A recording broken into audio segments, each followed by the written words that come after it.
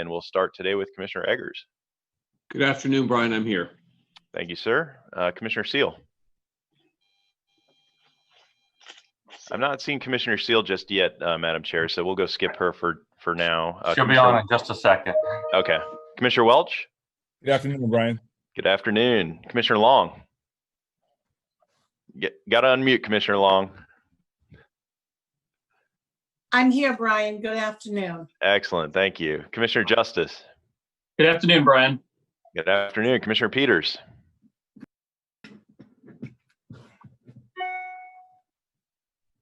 I think Commissioner Peters, she appears to be on. Commissioner Gerard, can you hear me okay? I can. All right. So we're waiting on Commissioner Peters and Commissioner Seal, but I don't know if you want to get started. Let's go ahead and get started. Okay.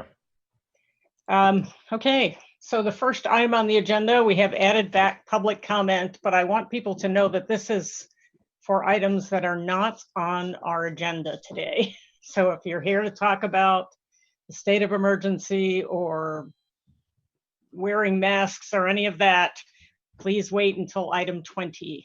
This is just for things that are not on the agenda or that are on the consent agenda. So Brian, do we have anybody? At this time, if there are any members of the public that wish to speak on the citizens to be heard, go ahead and raise your hand virtually in the Zoom meeting or hit *9 if you're on the telephone. And Madam Chair, we do have two speakers that wish to be heard. Our first speaker is Mr. Dave Waddell. Mr. Waddell, if you go ahead and unmute, you'll have 3 minutes to address the board.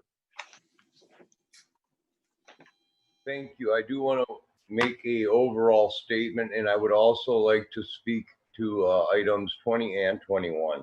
Honorable Chair and the Board of County Commissioners and staff, thank you for the opportunity to be heard here today. My name is David S. Waddell. I reside at 4835 164th Avenue North, Clearwater, Florida. I want to commend you for guiding the community and providing a sense of certainty in these uncertain times. I have come before you to provide a real-time account of the events that led to my being knowingly exposed to COVID-19 and the exercise in dealing with what do I do next. It is clearly apparent that masks and social distancing have all but disappeared. Pre-pandemic mentality. Some of this is due to the virus becoming a political hot potato and wearing a mask, some sign of some sign. Thank God I wear a mask in public always. I am a cancer survivor and a caregiver to a cancer survivor with other pre-existing conditions.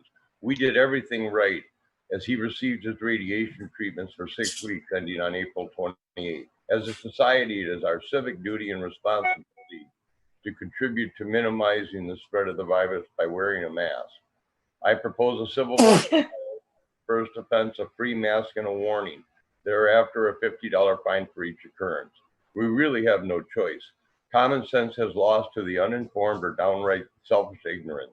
The bigger problem is that businesses that interact with the public have no requirement to report an employee positive test unless they are a human medical related business, which in my case led to my exposure at a veterinary clinic, for which, like all businesses, is voluntary reporting of employee exposure.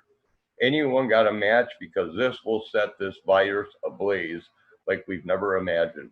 We also need to dramatically increase our contact tracing and testing availability, which based on my experience with the Pinellas County Health Department has left me unsure and with no real direction. I need a test, I don't need a test. I was actually discouraged about getting one test. Were the other employees tested? How do we know what was voluntarily reported is accurate? Why were they allowed to remain open? Confirmation of contact tracing. HIPAA laws tie our hands on the valuable and needed data. So this is a match and lots of fuel. Time is of the essence. John Wayne, the federal and state and lack of leadership and aid ain't coming. We are on our own, as it's always been said, all politics is local and everything we do begins and ends here. We are only going to get one chance at this. We are on the verge of losing all the ground we have gained. You thought that was tough? This will be much more difficult. We are the next epicenter, it says on the news. Please, no refrigerated trailers in Florida. More than likely, we will have to walk back our openings. I have an attached document that was forwarded to the board, emergency management, and the health department, And I would like to go over that later. Mr. Waddell, your time has expired, sir. Okay, I thank you so much, and I would like to speak on agenda items 20 and 21 as well, please. Well, how about if you save that? Because you just did. Again, if somebody wants to speak about COVID or wearing masks or anything to do with what we're going to be talking about today, please wait until item 20. Thank you. Madam Chair, our next speaker is Michael Fox. Mr. Fox, if you'll go ahead and unmute yourself, you'll have 3 minutes to address the board. And for the record, please give us your spelling too. Spelling, first name, last name, and address. And you have to unmute, Mr. Fox.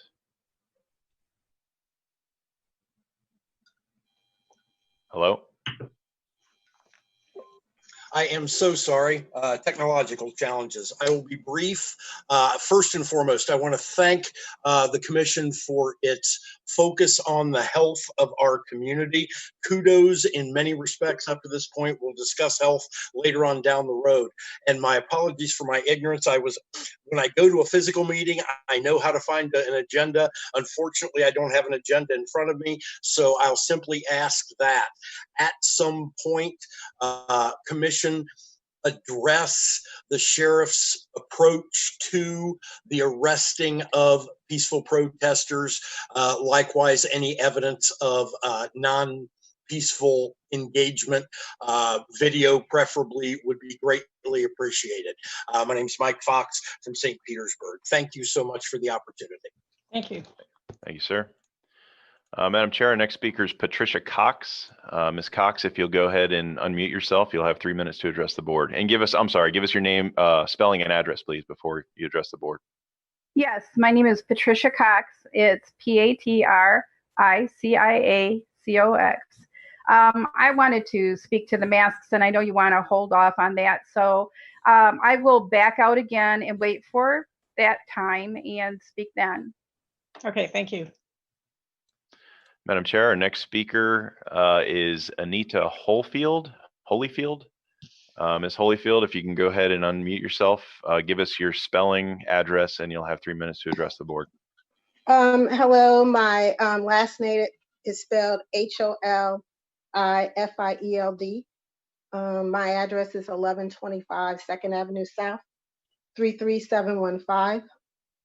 Commissioners and fellow citizens, in December 2015, Mario Woods, 26, was shot 20 times by San Francisco police officers. In response, San Francisco football player Colin Kaepernick began kneeling during the national anthem. The purpose, as stated by Mr. Colin Kaepernick, was to bring attention to the murder of Black and brown, usually unarmed people by law enforcement. Some, under the mistaken assumption that they have agency over Black man's mind, push the false narrative that this action was disrespectful to the military and veterans. That's laughable. Where were these patriotic Americans when my father, after wearing a U.S. uniform in Korea, returned to an America where he was legally required to sit at the back of the bus? I digress. That is not my purpose here.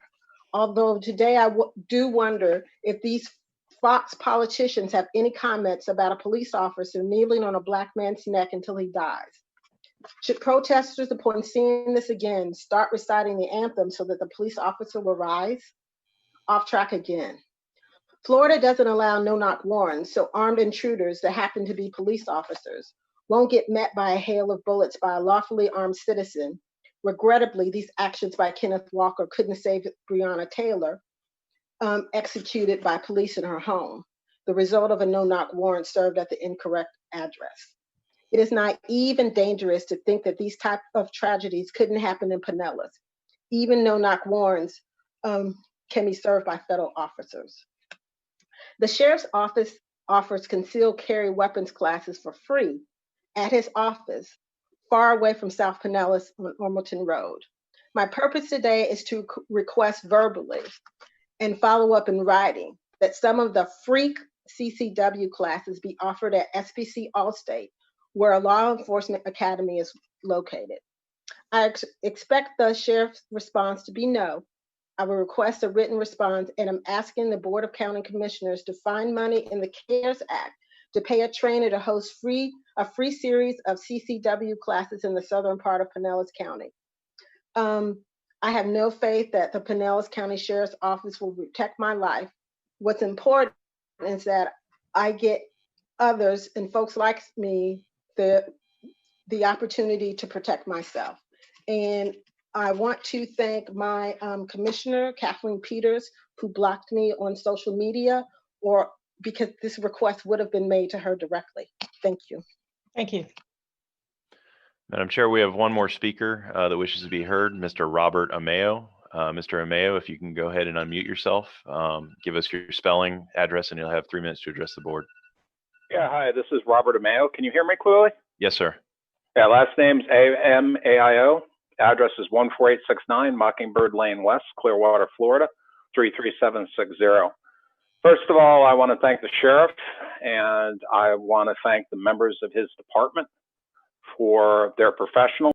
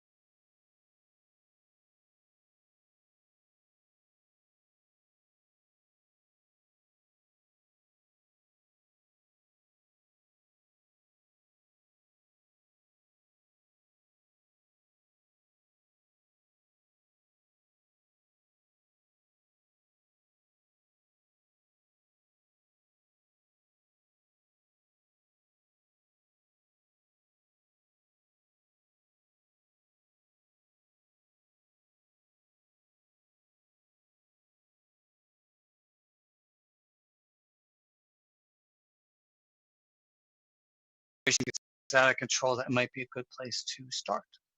That's it. Thank you, Thank sir. you. Brian, you know what? Let's just go ahead and do the consent agenda and come back to public comment because Okay. nobody's paying attention anyway Okay. to the guidelines I put out. So we have the consent agenda items 2 through 19. Does anybody need to pull anything for discussion? Move approval, Madam Chair, of Second. consent. Okay, we have a motion from Commissioner Long, second from Commissioner Welch. All in favor, please raise your hand, say aye. Aye. Aye. Thank you so much. Okay. Now we can talk about the local state of emergency. Item 20, Mr. Burton. Good morning or good afternoon, commissioners. Item number 20 is an extension of the local state of emergency. For the purposes of discussion, this has nothing to do with masks or any additional requirements. This is simply extending the state of emergency from June the 23rd until July the 3rd. So this action, that's what's requested out of this action. The next item is the issue that we're going to talk about, which is a local ordinance. Move approval. Second. Second. Okay, we have a motion from Commissioner Justice, second from Commissioner Welch. We do have three hands up, Madam Chair. Do you want to go to those, or do you want to wait till the next item? Well, I guess I need to, but I Okay. will ask again, if this does not have to do with the local state of emergency as opposed to masks, please wait. One more minute. So we have 4 hands up, Madam Chair. I'll go ahead and take the first one. It's a caller coming in on the phone line, last 4 digits 5054. If you can give us your name, address, spelling, and you'll have 3 minutes to address the board. Good afternoon, Commissioners. I'm sorry, I guess I raised my hand too soon. I was under the impression that you were going to go right to the public comments about the masking. I'd like to defer until that time. Could I possibly do that? Yes, Yeah, please. we'll go ahead and lower your hand until the next item. Anybody else that wants to speak on the state of emergency, please keep your hand up. And it looks like we do have 2 speakers, Madam Chair. Our first speaker, I only have a first name, Dawn. Dawn, if you can give us your first and last name, address, spelling, and you'll have 3 minutes. Can you hear me? Yes, ma'am. Oh, okay. I'm not used to this Zoom thing. First name is Dawn, C-A-W-N. Last name is Bowler, B as in boy, O-H-L-E-R.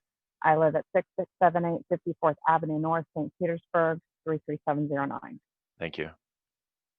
My question as far as the extension of the emergency order, I looked at the Pinellas County numbers just probably about 20 minutes before this meeting started. According to the numbers, Pinellas County does not even have 4,000 cases, and these are cumulative cases. To my understanding, these are numbers that just keep piling on each other since March. So we have an accumulated case not even reaching 4,000 and a population of over 1 million. How do you justify extending the emergency order when these are cumulative cases? We don't know what active cases there actually are. Okay, thank you. And Madam Chair, we have one more speaker that wishes to be heard. Again, Mr. Dave Waddle. Mr. Waddle, if you go ahead and unmute, you'll have 3 minutes. My name is David Waddell, D-A-V-I-D-W-A-D-D-E-L-L. I reside at 4835 164th Avenue North, Clearwater, Florida, 33762. What I'd like to know regarding the emergency management situation is this. The contact tracing that is currently being used is ineffective. I've experienced it firsthand. Dr. Cho, I'd like for you to elaborate on how we are going to handle this. We have a bigger problem than just wearing the masks. This isn't just a mask issue. This is a contact tracing issue with voluntary reporting. And this is an emergency, a state of emergency when a employee tests positive and they are voluntarily calling, and I end up, because the owner was not going to call, they called me as a courtesy. I ended up having to call and give the health department the name of the clinic. It was a veterinary clinic. My dog laid there for 2 hours and I sat there with my mask. It saved my life. Anyhow, my point being is this is a state of emergency. We have no contact tracing. And until we start doing that, mask is only a little stepping stone, okay? We have to do that. But this contact tracing problem, hey, I have no direction. And I have talked to my health department contact there, and I was discouraged from getting a test. For God's sakes, people, there's lives on the line here, all right? I mean, we have to come up with a solution, and contact tracing is what's going to save us. And we have to have voluntary, no, it has to be mandatory reporting to the health department. For God's sakes, I had to call the health department and give them the information because he told me he was not going to call them, that it was a voluntary courtesy. That is a very big problem, just waiting to go. So light a match because all the fuel's out there. And until we do that, God help us. Thank you, sir. Madam Chair, there are two other speakers that wish to be heard. Patricia Cox, you are next. If you can go ahead and give us your address and spelling, and you'll have 3 minutes to address the board. Thank you. I appreciate that. My name is Patricia Cox. It's PatriciaCox, and I'm in Largo, Florida. My address is 30,001 114th Street North.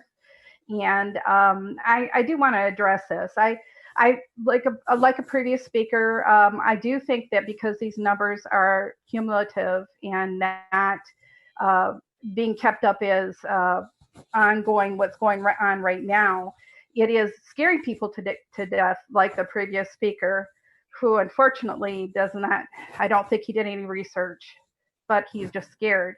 And that's the problem with keeping this thing going. It's just keeping people scared. We need to live our lives. We have to be able to do normal things and not be pushed to the point of where we stop everything entirely forever. That's got to happen if we stay scared.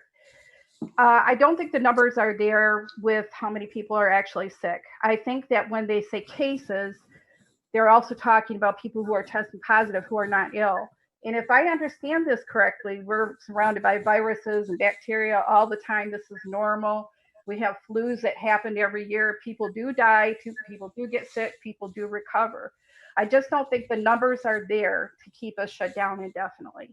As far as tracking people, I do believe that's unconstitutional. I don't think you need to start taking away people's rights. So keeping us in a state of emergency just doesn't make any sense at this point. I think we're past the worst of it. And I think, we'll head into another flu season and then it'll be something else. And so until we're ready to shut down every time the flu comes around and get into that mentality, it just doesn't make any sense to me. And I thank you for hearing me out. Thank you. Madam Chair, we have one more speaker, Ms. Elena Levine. Ms. Levine, if you'll go ahead and give us your spelling, address, and you'll have 3 minutes to address the board. Yes, it's actually Dr. Elena Levine. I'm ELENA-LEVINE. That's MD. I'm at 936 Virginia Street in Dunedin, 34698. If I talk now, I can also comment again at the mask issue. Yes, ma'am.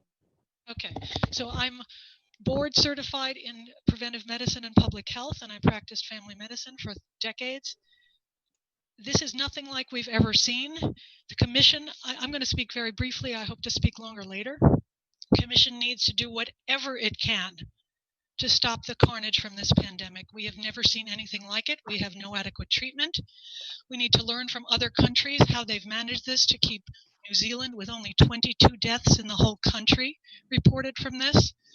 We've done nothing right from the beginning about this in this country, and especially in this state.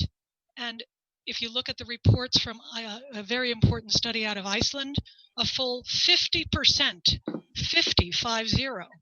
So I hope the prior speaker is listening to this commenter.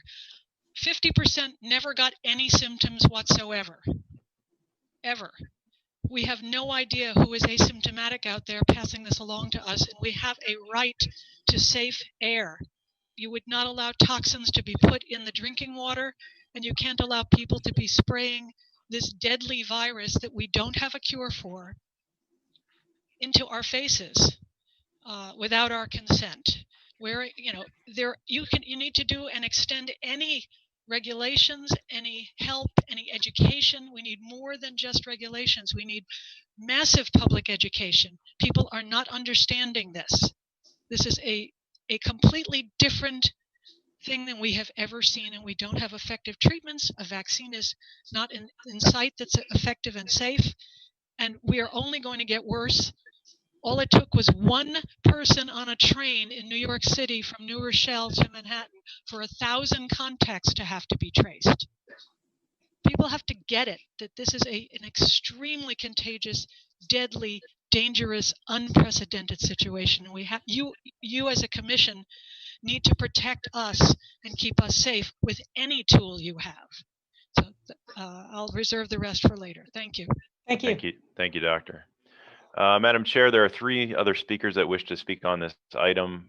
Just for those 3 that are on, if I want to make sure the comments are related to this agenda item. If they're not, go ahead and lower your hand.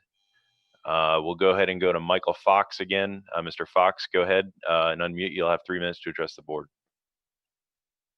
Thank you so much for the opportunity. Again, Michael Fox, 719 52nd Street North in St. Petersburg. Very brief.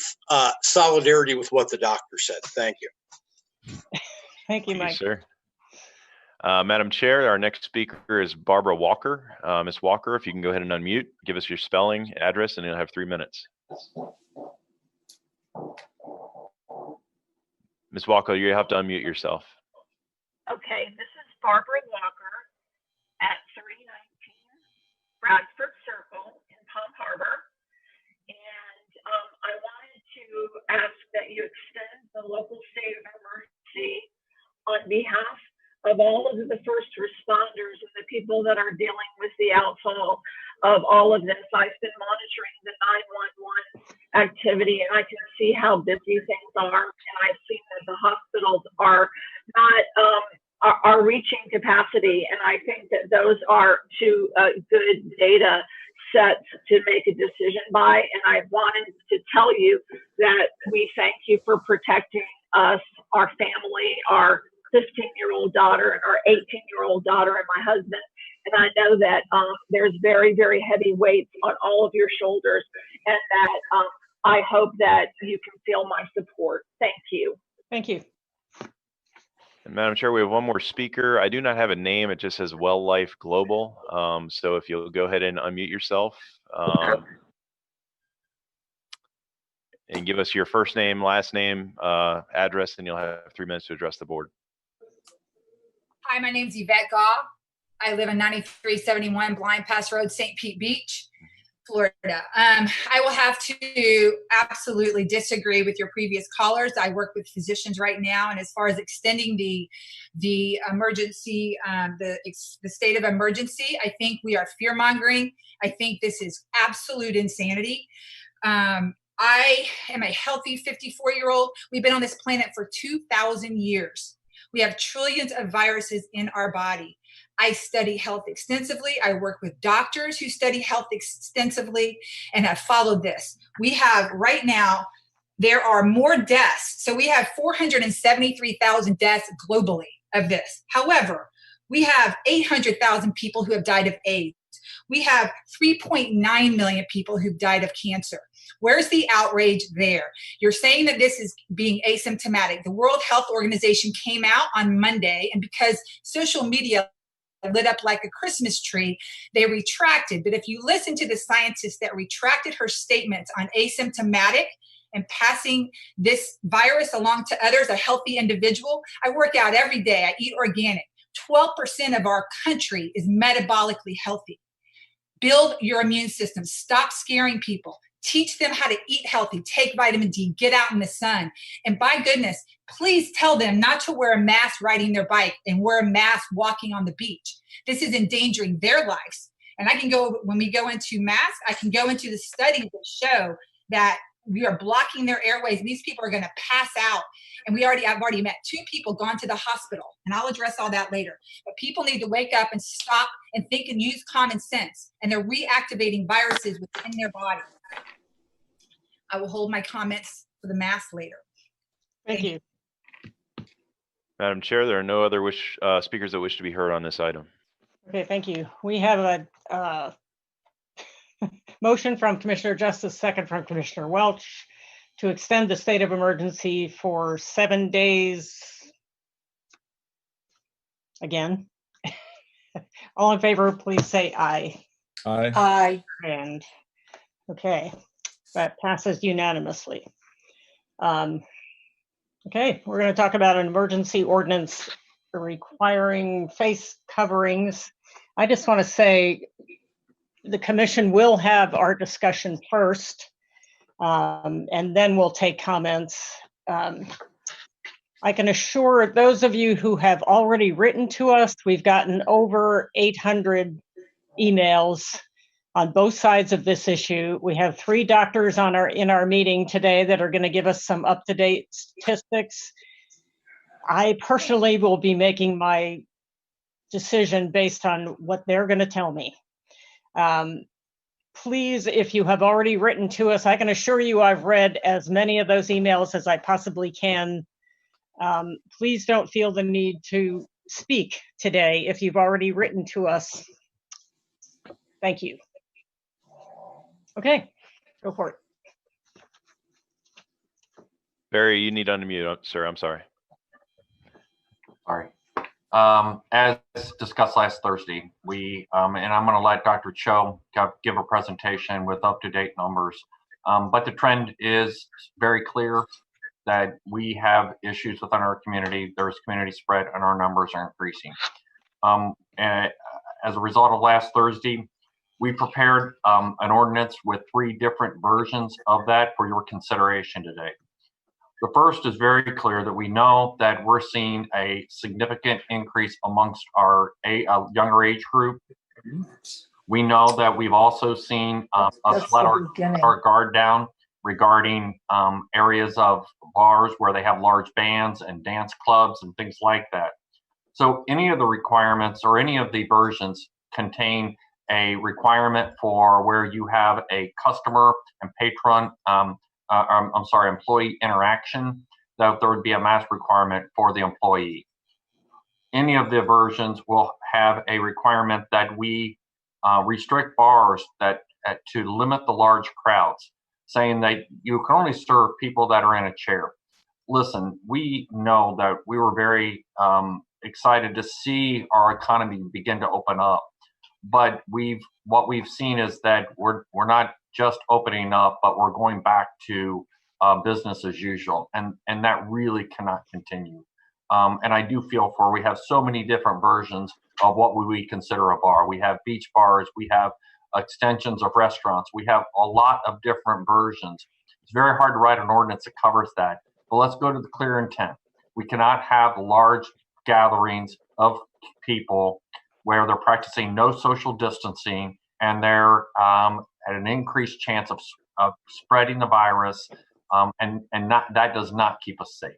So any of these versions puts requirements to mandate social distancing, limiting large crowds. Now, there's a second version would then add, which was one of the items discussed last week, for any of the customers to wear masks in a grocery store that's only a grocery store, and a drugstore that's primarily a drugstore, and in doctor offices. And so that's a second version.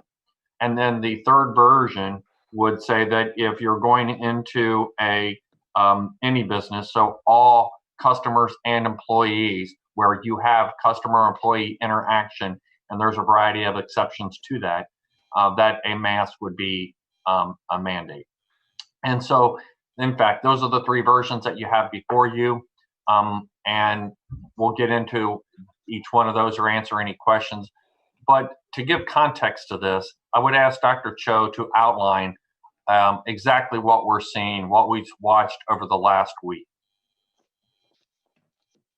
Okay. So good afternoon, board. Just to give you some updates on numbers, we have over 4,000 cases as of today with 129 deaths. The biggest indicator, the metrics are watching is the case counts, and these are new cases as well as the percent positivity. So what we do is look at 7-day averages for case counts. It's been, it is now at 219, and a 7-day rolling for the percent positivity is at 12%. Keeping in mind that about 4 to 5 weeks ago, that percent positivity was only 1 to 2%. So certainly we are seeing increases in both those metrics. Additionally, as Barry mentioned, we are seeing increases within our hospitals, ED visits, ICU beds, and hospitalizations. If you look at our ICU beds on our dashboard for the county dashboard, you can see that 18% of our ICU beds, which consists of 65 patients, are occupied by COVID patients. And just a few days ago, it was 50 and 40. So we are seeing more in the hospitals. And if you talk to those working on the front lines in the emergency rooms, the healthcare systems, they will tell you the same things. we are clearly seeing a community-wide spread. And I know the focus and the group that with the highest growth is the 24 to 35, but keep in mind that this is a respiratory virus and it's really not confined to a particular age group. It's growing really across the board.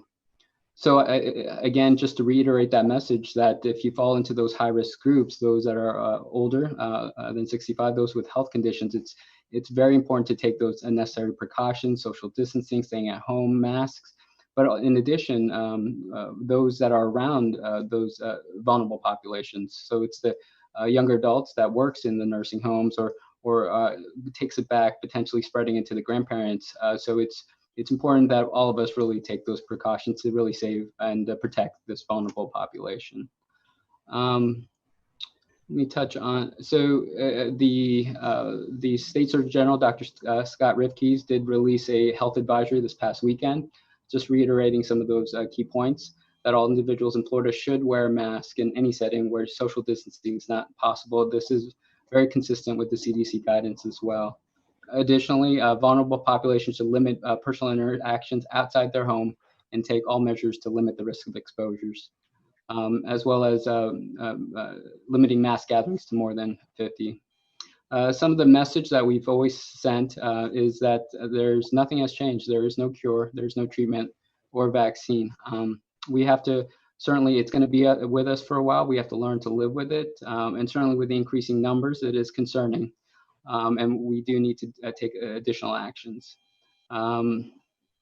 We know the trends cannot continue. Ultimately, what that would occur if this trend line continues would be increased death, increased hospitalization, and then ultimately overwhelming the healthcare system, which is something that we don't want to do, because what that will lead into is complications and death for both COVID patients as well as those without COVID presenting to the hospital with a heart attack or a stroke, and they just don't have the resources to appropriately take care of them. So we certainly do not want to overwhelm the healthcare system.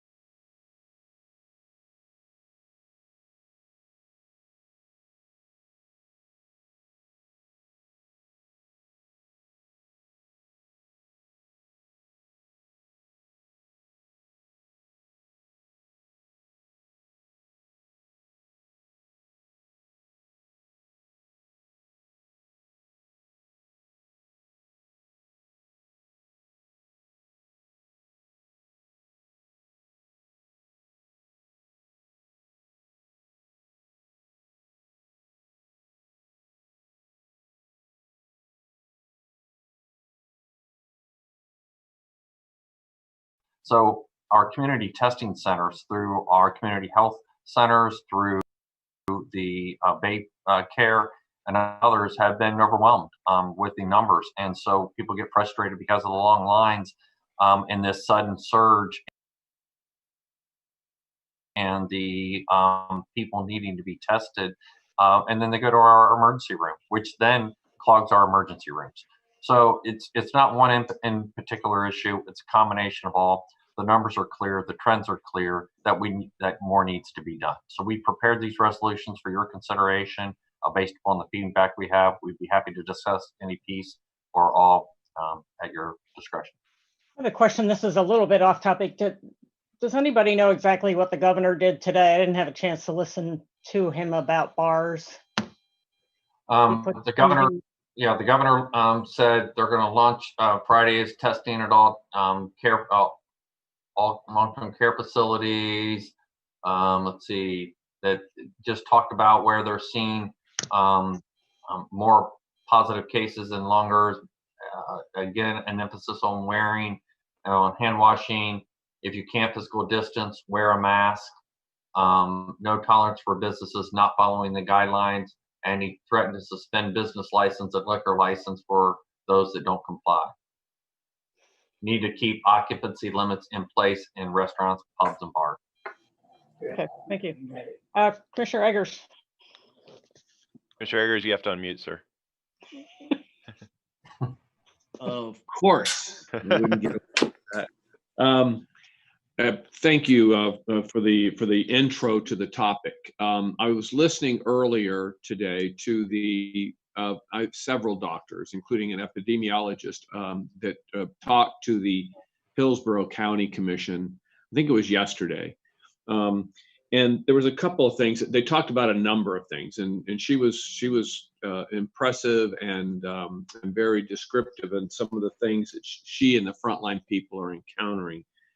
But they talked. One of the doctors even, I think, was from Brandon, relayed his personal experience of having COVID, which is pretty eye-opening. But there's a couple of words that they used: exponential growth. If we could speak to that and how that affects things, not only today, but the importance of planning ahead.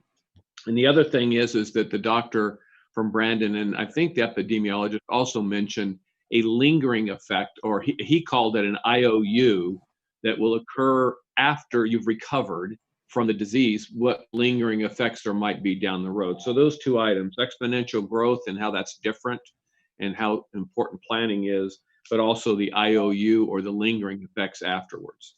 And whoever wants to take that, Dr. Jameson or Dr. Cho. I can speak to the growth aspects of this, and certainly, as Barry mentioned, the curve is going steep. We have seen increases pretty significantly over the past 7 to 10 days, and the concern is if it continues to go, it is following that exponential course. Hopefully, we can take some measures. Hopefully, it would flatten or plateau, but at this juncture, it is still on the increase and certainly on the incline.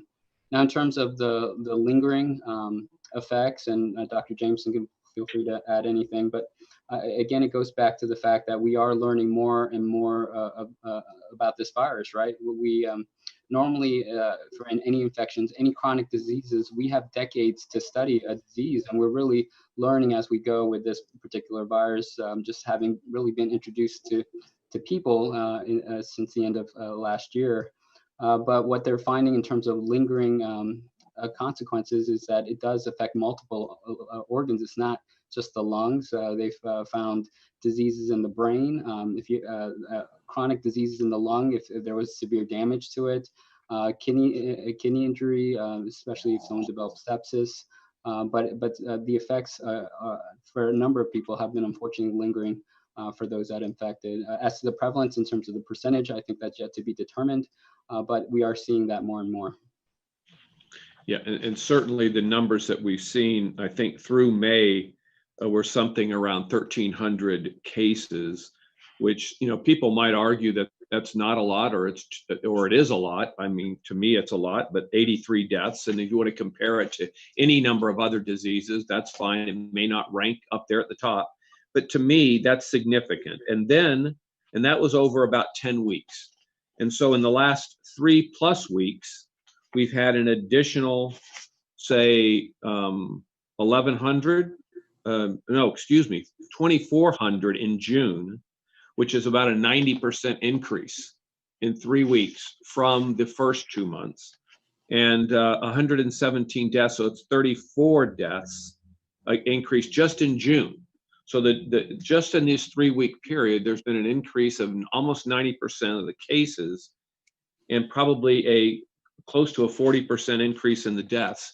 And so to me, there's an absolute number that is important to understand, but also the trends that we're seeing, the exponential growth that concerns us all a little bit. It's not just like a regular standard growth, because that means that people who currently have been tested, the results of their, and I think one of the guest speakers talked about tracing, and that, to me, we don't know what that one person or those folks that have come up with the testing positive in the last 2 weeks, how they're going to affect their parents and their grandparents over the next couple of weeks, or friends or whoever else, unintentionally. And so I just think this exponential concept is really important to understand. And so is this unknown about the disease. It's not, there's just more that we don't know. So that's all I had for now, Madam Chair. Thank you. Thank you. Madam Chair, may I respond to Commissioner Eggers as well, please? Please. So you bring up an excellent point, sir. The exponential growth, to put that in a way that may be easier to understand, 3 weeks ago across the greater Tampa Bay area, we were averaging somewhere around 125 new cases a day. 2 weeks ago, it was 250 new cases a day. A week ago, it was 500 new cases a day. And now it's 1,000 new cases a day. And so that's exponential growth. And we would anticipate, based on that curve, that next week it could be as high as 2,000 new cases a day, and the following week, 4,000. And so when people talk about we're concerned that the healthcare system may get overwhelmed soon, that's exactly what we're referring to. Thank you, sir. Anybody else? Yes, Commissioner Justice. Thank you, Madam Chair. I think these numbers are really fascinating. And I went back and I looked and I compared, because I did this Friday, I think. I looked back at April 1st numbers, and our 5-day average back then was about 28, and Friday was 154. Our 14-day average was in April at 15, and the 14-day average Friday was 100. And then the actual daily cases back in April were 60, and on Friday they were 141. And the reason I picked that date to go back and look at was on March 20th was when the governor issued his executive order, which closed restaurants and bars and closed restaurants to only takeout. And that was a pretty significant move for Florida, for Pinellas County. And then April 1st, which is the number I'm comparing, is the day that he issued his executive order basically saying, don't leave your home unless it's for an essential service. And then we followed that up with our local order, which closed the businesses. So those are the dates I compared. And we've come this far now, and we're seeing those numbers at what they are. And, I think we all kind of were hoping that we had flattened the curve. We were hoping that we had gotten through the worst of it. We were hoping, but the numbers don't lie.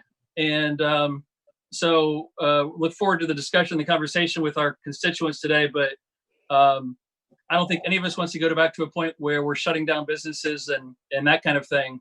But we have to throw, as I heard this morning, we have to throw every tool that we have available at it in order to make an impact and a difference.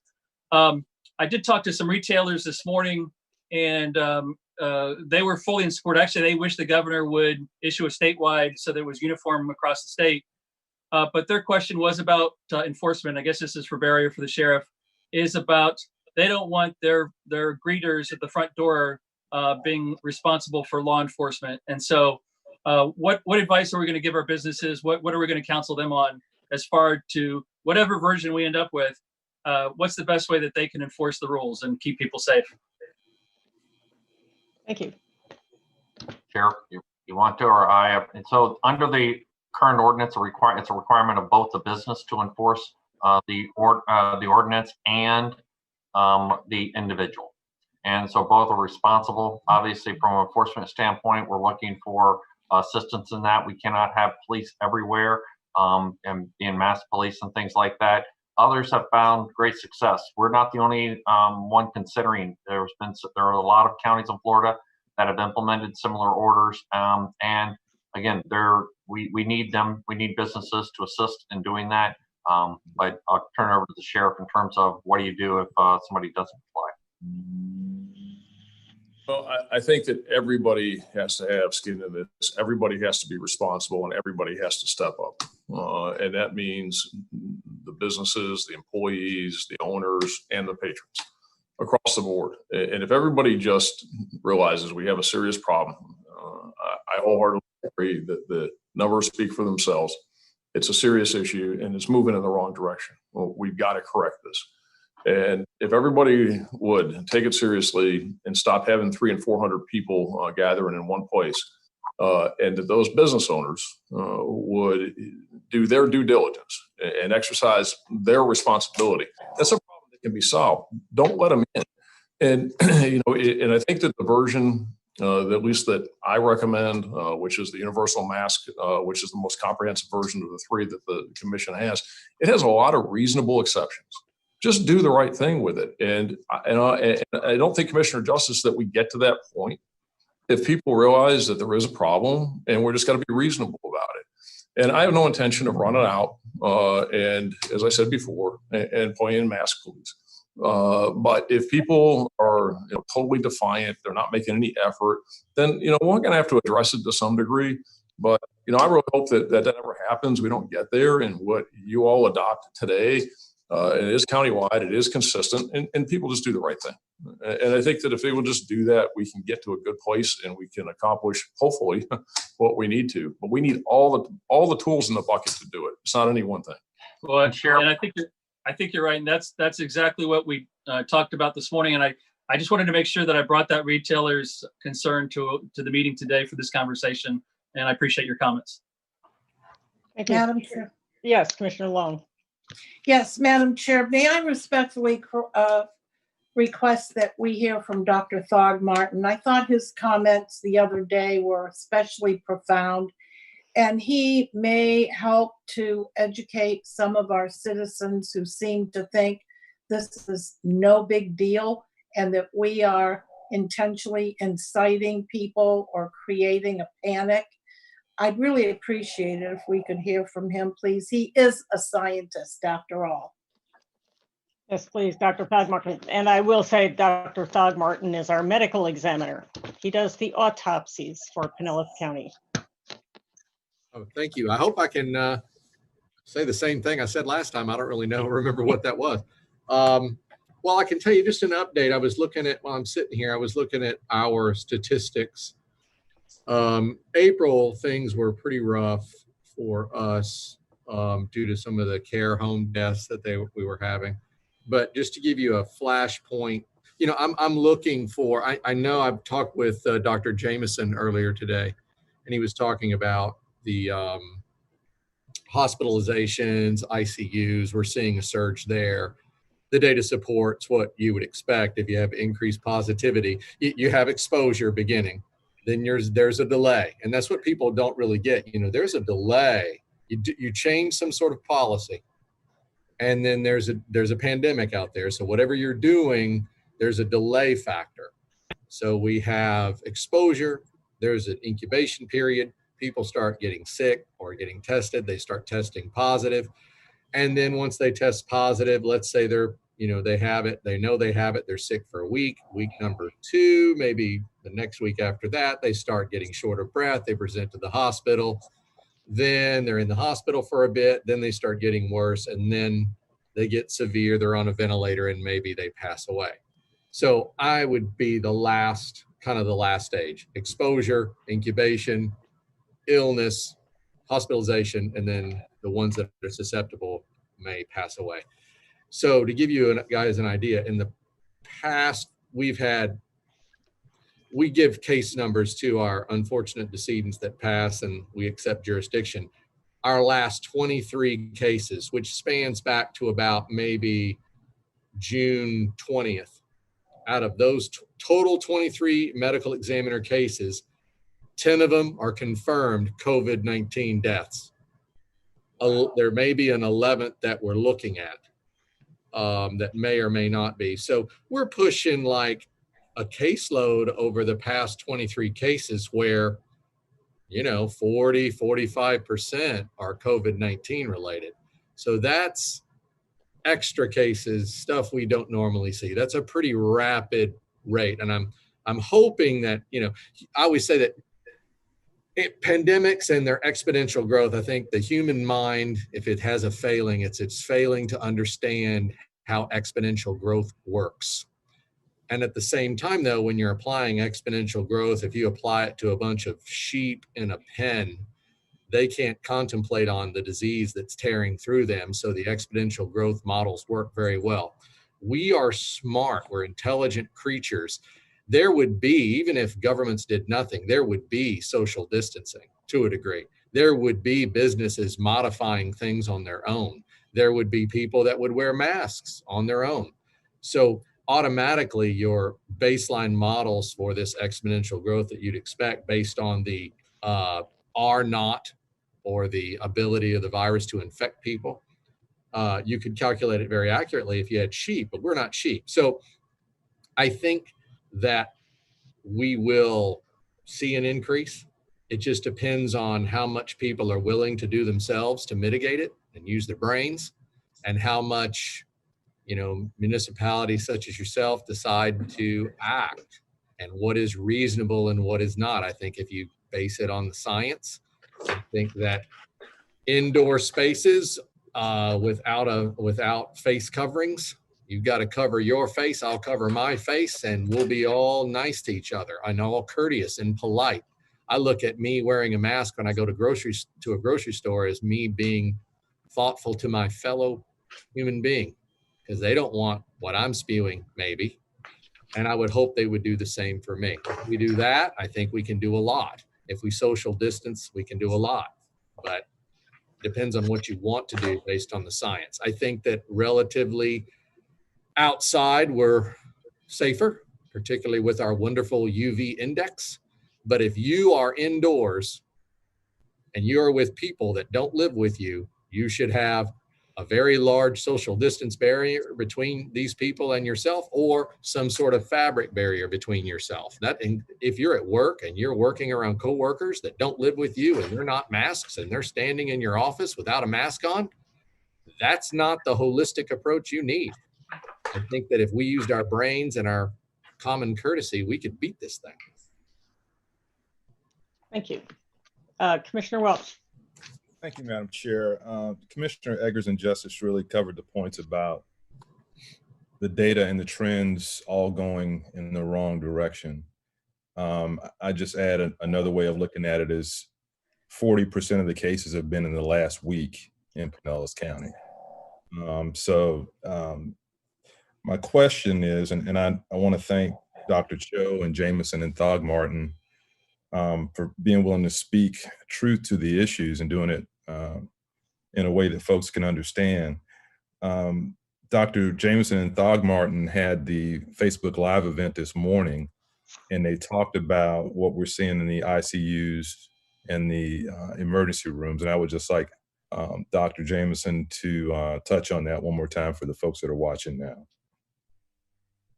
Sure. So one of the things that we watch very closely, as Dr. Thogmartin was alluding to, there's a lag here between when somebody actually is exposed to the virus and when they become ill, when they might become hospitalized. So one of the things we watch very closely is the rates of hospitalization and then the rates of those in the ICU within the hospital.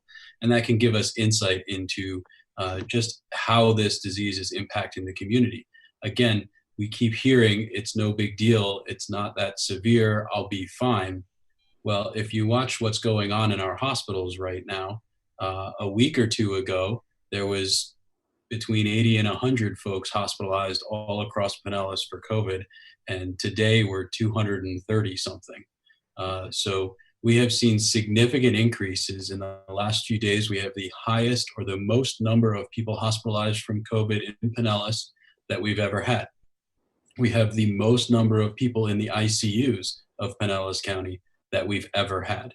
And so we are seeing not just the leading indicator of young, healthy people testing positive, we are also now seeing the lagging indicators of other people in the community getting sick, getting very sick. And unfortunately, I'm very concerned that next week, Dr. Thogmartin is going to tell us that his numbers are rising significantly as well. And you mentioned the decrease in ICU beds. And again, a lot of those are non-COVID related, but the COVID related piece is growing. Looking at the dashboard, it's at 51 on our dashboard. Talk about what happens when those beds run out? We've talked about a surge plan, and let's explain that. Sure. So all of our hospitals have been working for months to develop surge plans and contingency plans to deal with when things get bad. And to be perfectly honest, we all watched what happened with New York and with places in Italy, and we said, geez, we hope that really doesn't come here. And we all prepared for it. And then for a month or two, it seemed like we had flattened the curve. And it seemed like this was going to be a bit of a slow burn. And maybe we'd have cases here and there, maybe in the nursing homes.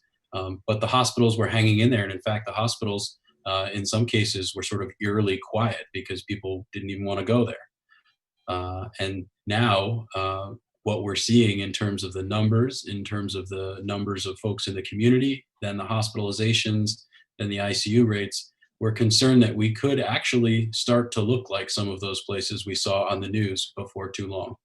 Now, we had a conference call yesterday with some of our hospitals, actually with all of our hospital systems here in town, and every one of them agreed that if this trend continues for the next week or two, they are going to be severely strained.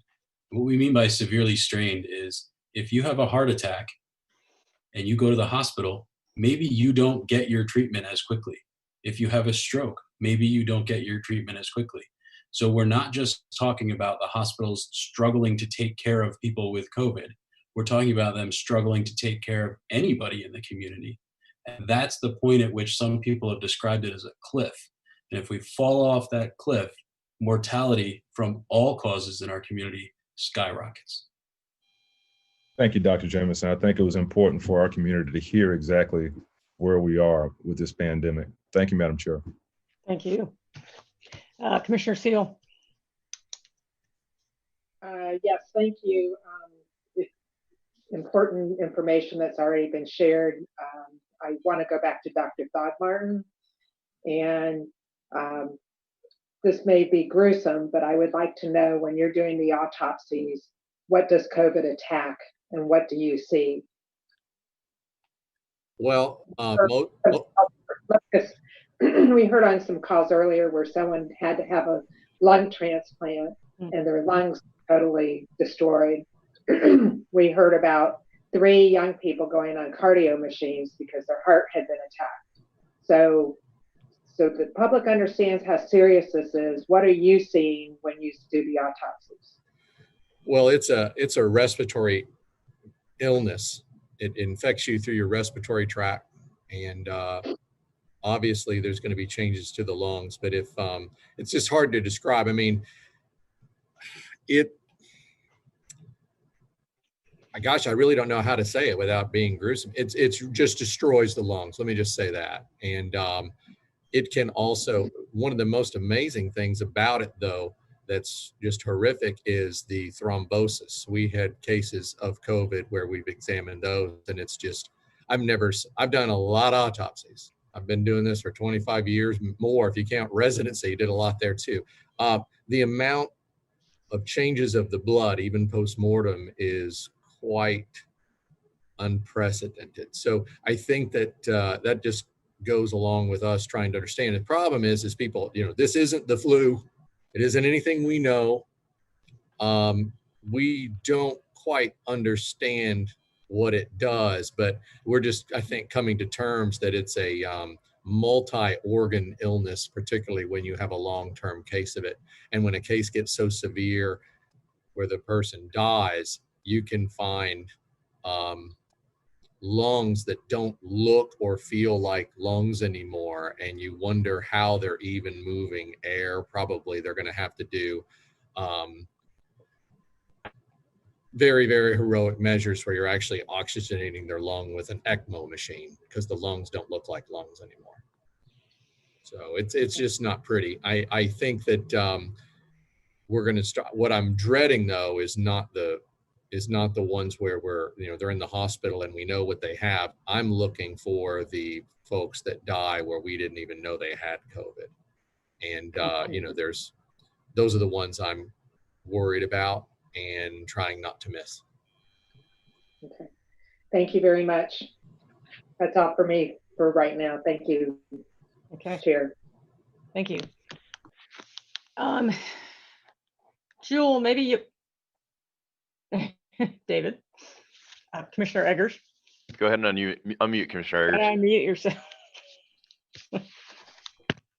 Okay, well, I'm just trying to get a flow of our discussion here. I'm not trying to jump the gun here or anything, but just hearing some of the doctors from this morning, which were really from yesterday's, the doctors that spoke at the Hillsborough County Commission, listening to our doctors this morning and also again this afternoon, and seeing the trends and the numbers. And so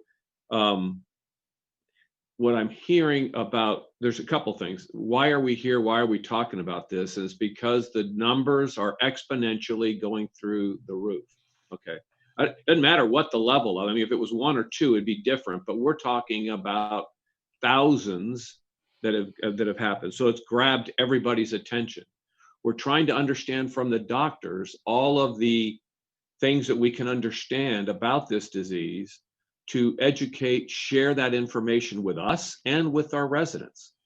So when people say that, we're fear mongering, I think we're just trying to understand it. We're trying to share that with you because it would be really, I think, reckless of us to know this information and not share it, not to try to inform and educate. I mean, this is all, we're all in this together trying to figure out about this disease. And, Dr. Jameson said a couple of weeks ago, the more we know, the less we really know. I mean, it's unfolding by the day. I heard the epidemiologist this morning talk about we have gone down the learning curve hugely fast, but there's volumes and volumes of reports that are coming out every couple of weeks and 3 weeks about this. So they're learning more and more on the fly. And we're just here trying to make sure that we stem the tide to keep free those hospitals. And I think that's something Dr. Jameson just mentioned a minute ago. What the whole point about flattening the curve was making sure that we didn't overrun our hospitals. Not only our hospitals, those physical things, but our doctors and nurses who we've driven by there and we've waved at them and said, thank you, you're our heroes, but we're exhausting them. So again, I know that they're starting to ramp up too. So I just that, and to hear that the doctor this morning talk about his experience, he just mentioned, oh yeah, I had COVID toes. And I'm like, what the heck's COVID toes? And he talked about clotting in his feet from this thing and just not figuring out like how to deal. He's a healthy person that runs all the time. And this is what's happened. He used to have 100/60 blood pressure all the time. He's now running at 130/80 or 130/90. His blood pressure had systemically changed. So we're still learning about this and we're scared about it. And again, for our responsibility, it is about public safety and it is about public health. That's why we're here talking about this. And so I just think that there's an obligation for us on many levels to be looking at this. And I just had a couple of questions. I didn't see anything in here and I probably overlooked it because there was like 3 different versions and I was going back and forth. Are we limiting these bars and nightclubs to 50? Or are we limiting it to capacity percentage numbers? Or there was some discussion about limiting it to the number of 50. And I was also looking at the violation numbers. We said we were going to have a violation penalty, and I'm looking at $100. I mean, I thought we were talking about higher numbers than that. So just wanted to get your thoughts on that as well to grab their attention. I don't know that $100, I'd take the fine and keep moving if they're not going to do the right thing.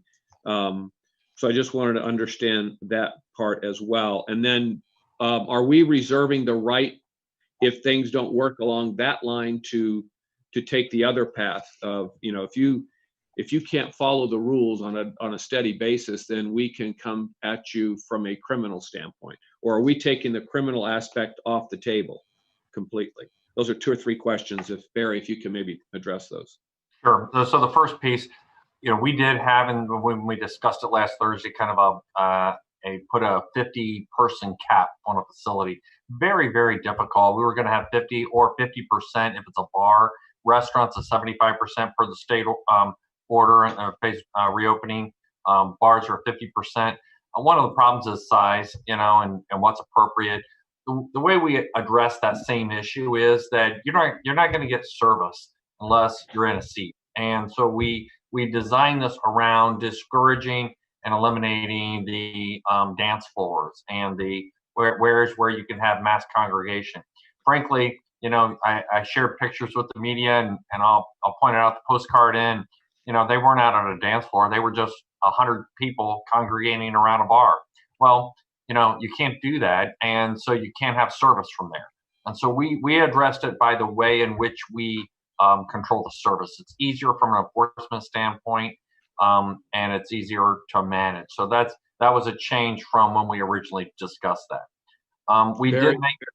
Go ahead. Barry, on that point, I had a couple of bar owners, or I should say nightclub owners, contact me, and they said that they're doing it. They're doing it kind of on their own by having somebody count. Now maybe they're a little bit larger, so they can afford that person. Right. Where they sit out front with a counter and they say, when you hit 50 at the nightclub or at the bar, we just stop it. Or in their case, I think in one of the cases they had a 70 number because that was 50% of their capacity, but they just stop it. I mean, and they still have that capacity requirement under state law, and that's what I was reading for that the governor, just said that he's going to enforce that. So if you're not enforcing it, you're putting your liquor license on the line. Okay, and that's reality. We need voluntary compliance. We were trying to find a way, and there was just I go back when we were trying to write this, and Sheriff, we remember these days earlier when we were trying to figure out how different businesses are classified and the different situations that we're going to run into. And we have beach bars, and we have bars that have partial outside, partial inside, and there's just a whole variety. And so we were trying to make it a little bit easier. But what we said is you have to maintain social distancing. No food or drink can be served to patrons or inside that are not seated at a table or at a bar. Standing at a bar is prohibited. Tables have to be 6 feet apart. So we were trying to go at those things that they can implement and that we can hold them accountable for. Social distancing in groups larger than 10, that all of whom have to be companions. So if you're waiting, so those types of things where we can try to get at that. If we wanted to go back and put in 50, we could do that. We just thought these other measures address that, and that's the reason we made that change.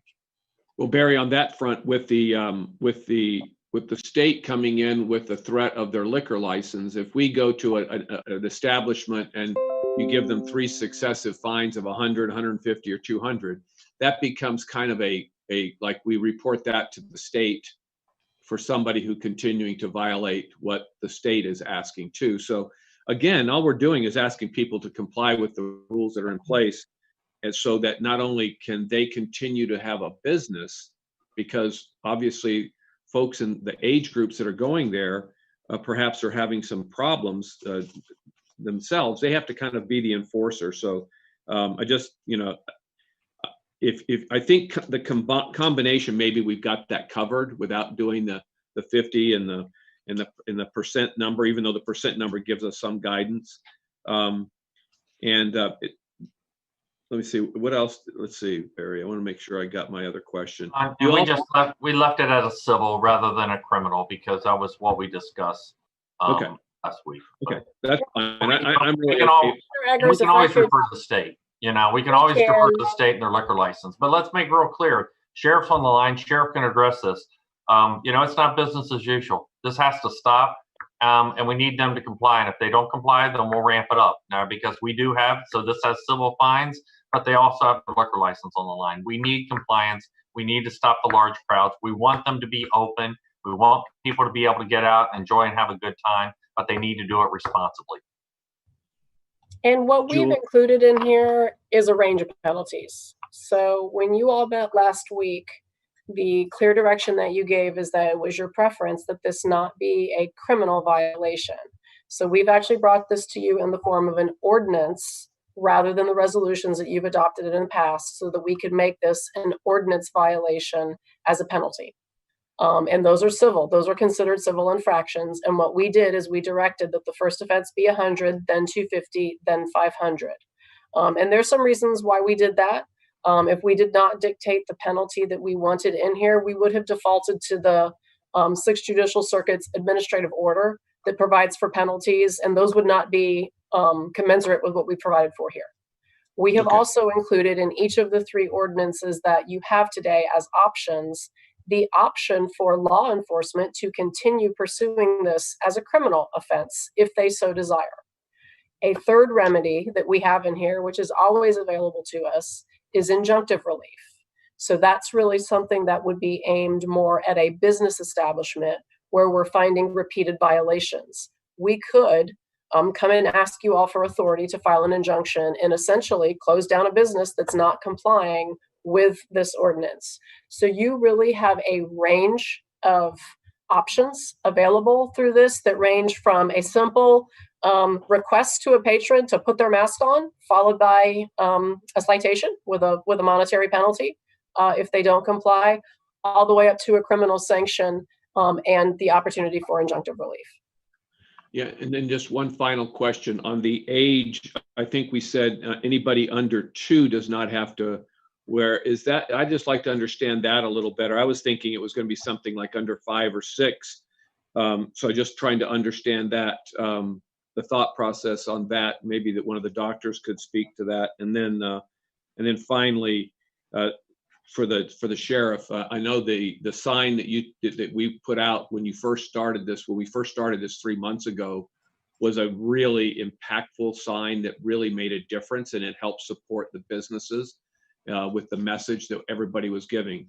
Is there a role for a second sign to talk about what we're talking about now? And you can think about that fun activity. But just comments from the doctors on the age, the under 6. Commissioner, if I could start and then defer to the doctors. We selected age 2 because that is what's provided for in the CDC guidelines. We really wanted to base what was drafted in the ordinance upon something that was recommended as a legitimate age. You know, we're lawyers, so we're not really experts in that area. So certainly if you all wanted to entertain a different age, I would defer to the medical providers that we have here, because again, we would want to have some basis for making a determination of what age is appropriate. We selected 2 because that's provided for in the CDC guidelines. Yeah, I think the 2-year, I just think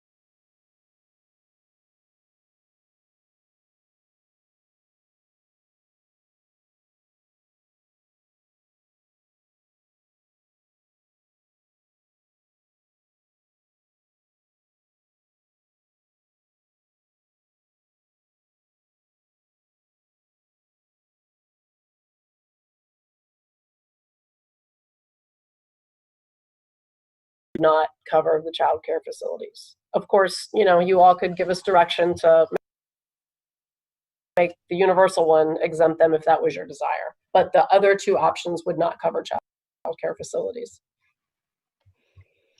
Yeah, I would not want to exempt the adults in child care facilities myself.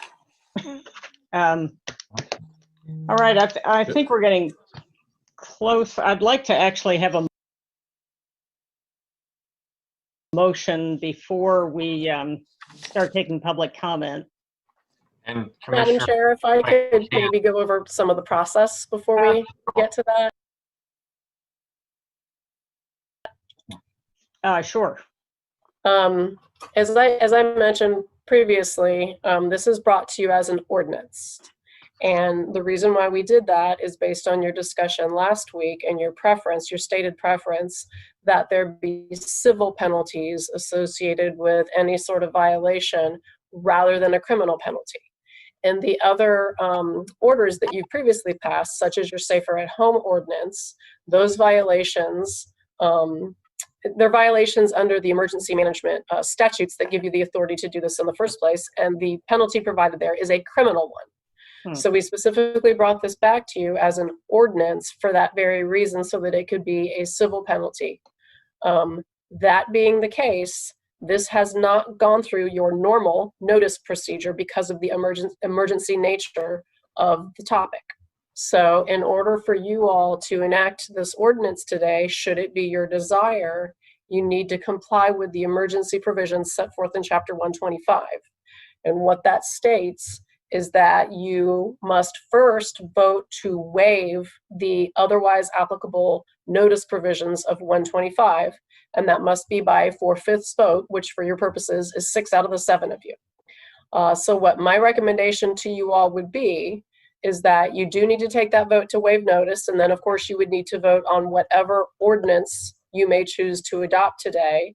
Madam Chair, my recommendation to you is that you open up public comment on both of those topics at once, and then come back and decide what you want to do, and then go through the procedural requirement of waiving notice and then adopting the ordinance. But my suggestion to you is that you take notice on both of those topics through a single opportunity for comment.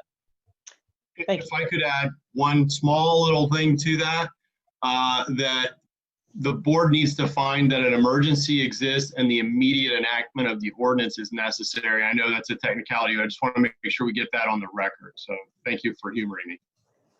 Okay.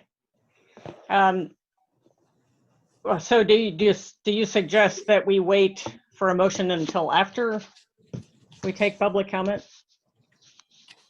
I would suggest under the circumstances that it might be wise to go ahead and take public comment, because you have 3 options in front of you. Right. And the comment may inform your decision as to which of those 3 you proceed with. Okay. If at all. Okay. Commissioner Peters. Thank you, Madam Chair. I have a series of questions, and I'm going to ask you to indulge me to finish my series, if that's okay. And most of these are for Dr. Cho.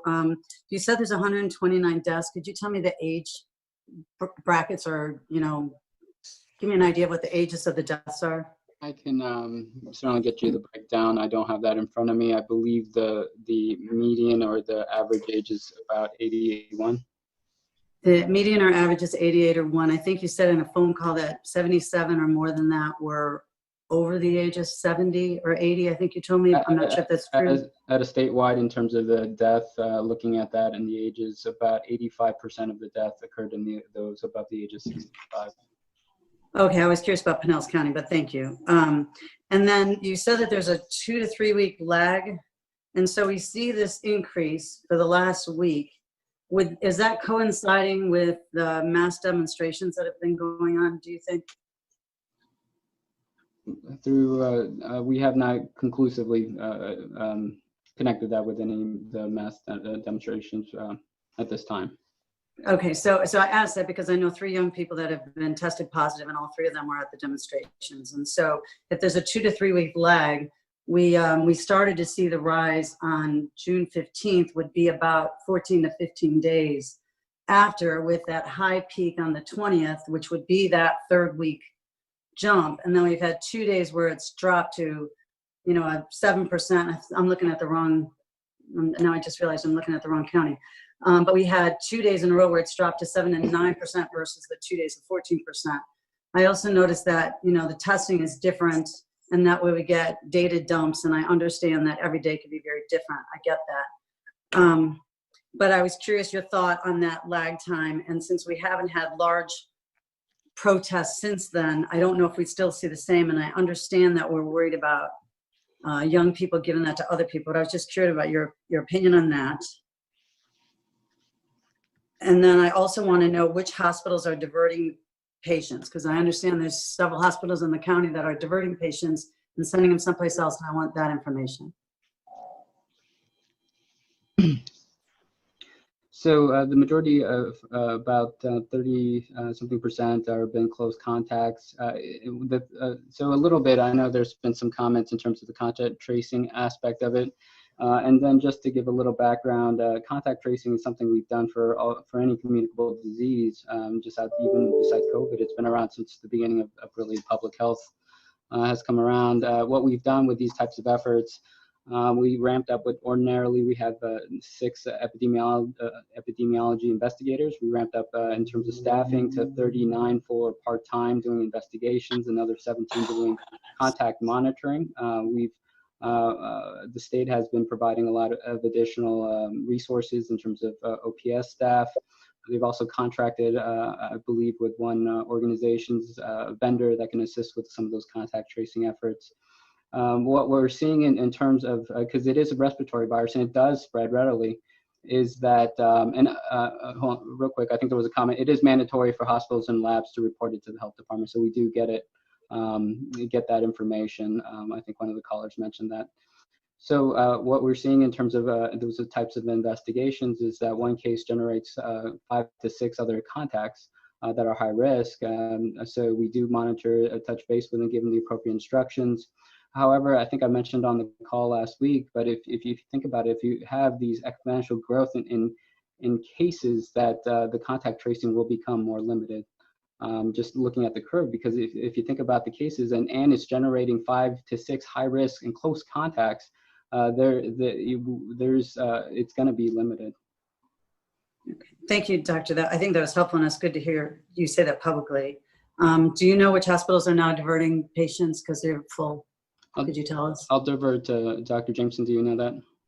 Sure, I can try to answer that. So the EMS system on a daily basis tracks multiple specialty capabilities at our hospitals, and we try to arrange for the most appropriate destination for an individual patient. Examples of some of those categories would be STEMI or heart attack, stroke, neonatal, obstetrics or OB services, trauma. So we track the hospital's capabilities when it comes to each one of those things routinely. And when a hospital, for whatever reason, is not capable of giving the best care to one of those categories of patients, they'll let us know, and we'll try to steer that patient to a place that can give them that top level care. Okay. Because our hospitals began to have significant increases in volume over the last week or so, there was a request from the hospitals to begin tracking their capability to take known confirmed COVID patients, particularly for interfacility transports as opposed to the 911 side of the house. And that went into effect over the weekend. So we have been trying to distribute the transfers from, for example, long-term care facilities into the hospitals as best we can to match up with the hospital's capabilities. Okay, I don't think you answered my question, but I think that's okay. So, I mean, I've talked to hospital CEOs as early as today, and some hospitals are not that full. They are seeing a spike, but they're not that full. What the hospitals are seeing is a high number of deaths because people didn't go to the hospital. So a much higher death rate of people who died at home who possibly could have been saved because they're too afraid to go to a hospital because they had a heart attack or a stroke or something like that. And I think it's very important that at some point we make a public issue about letting people know that hospitals really are a safe place for people to go if they do have a heart attack.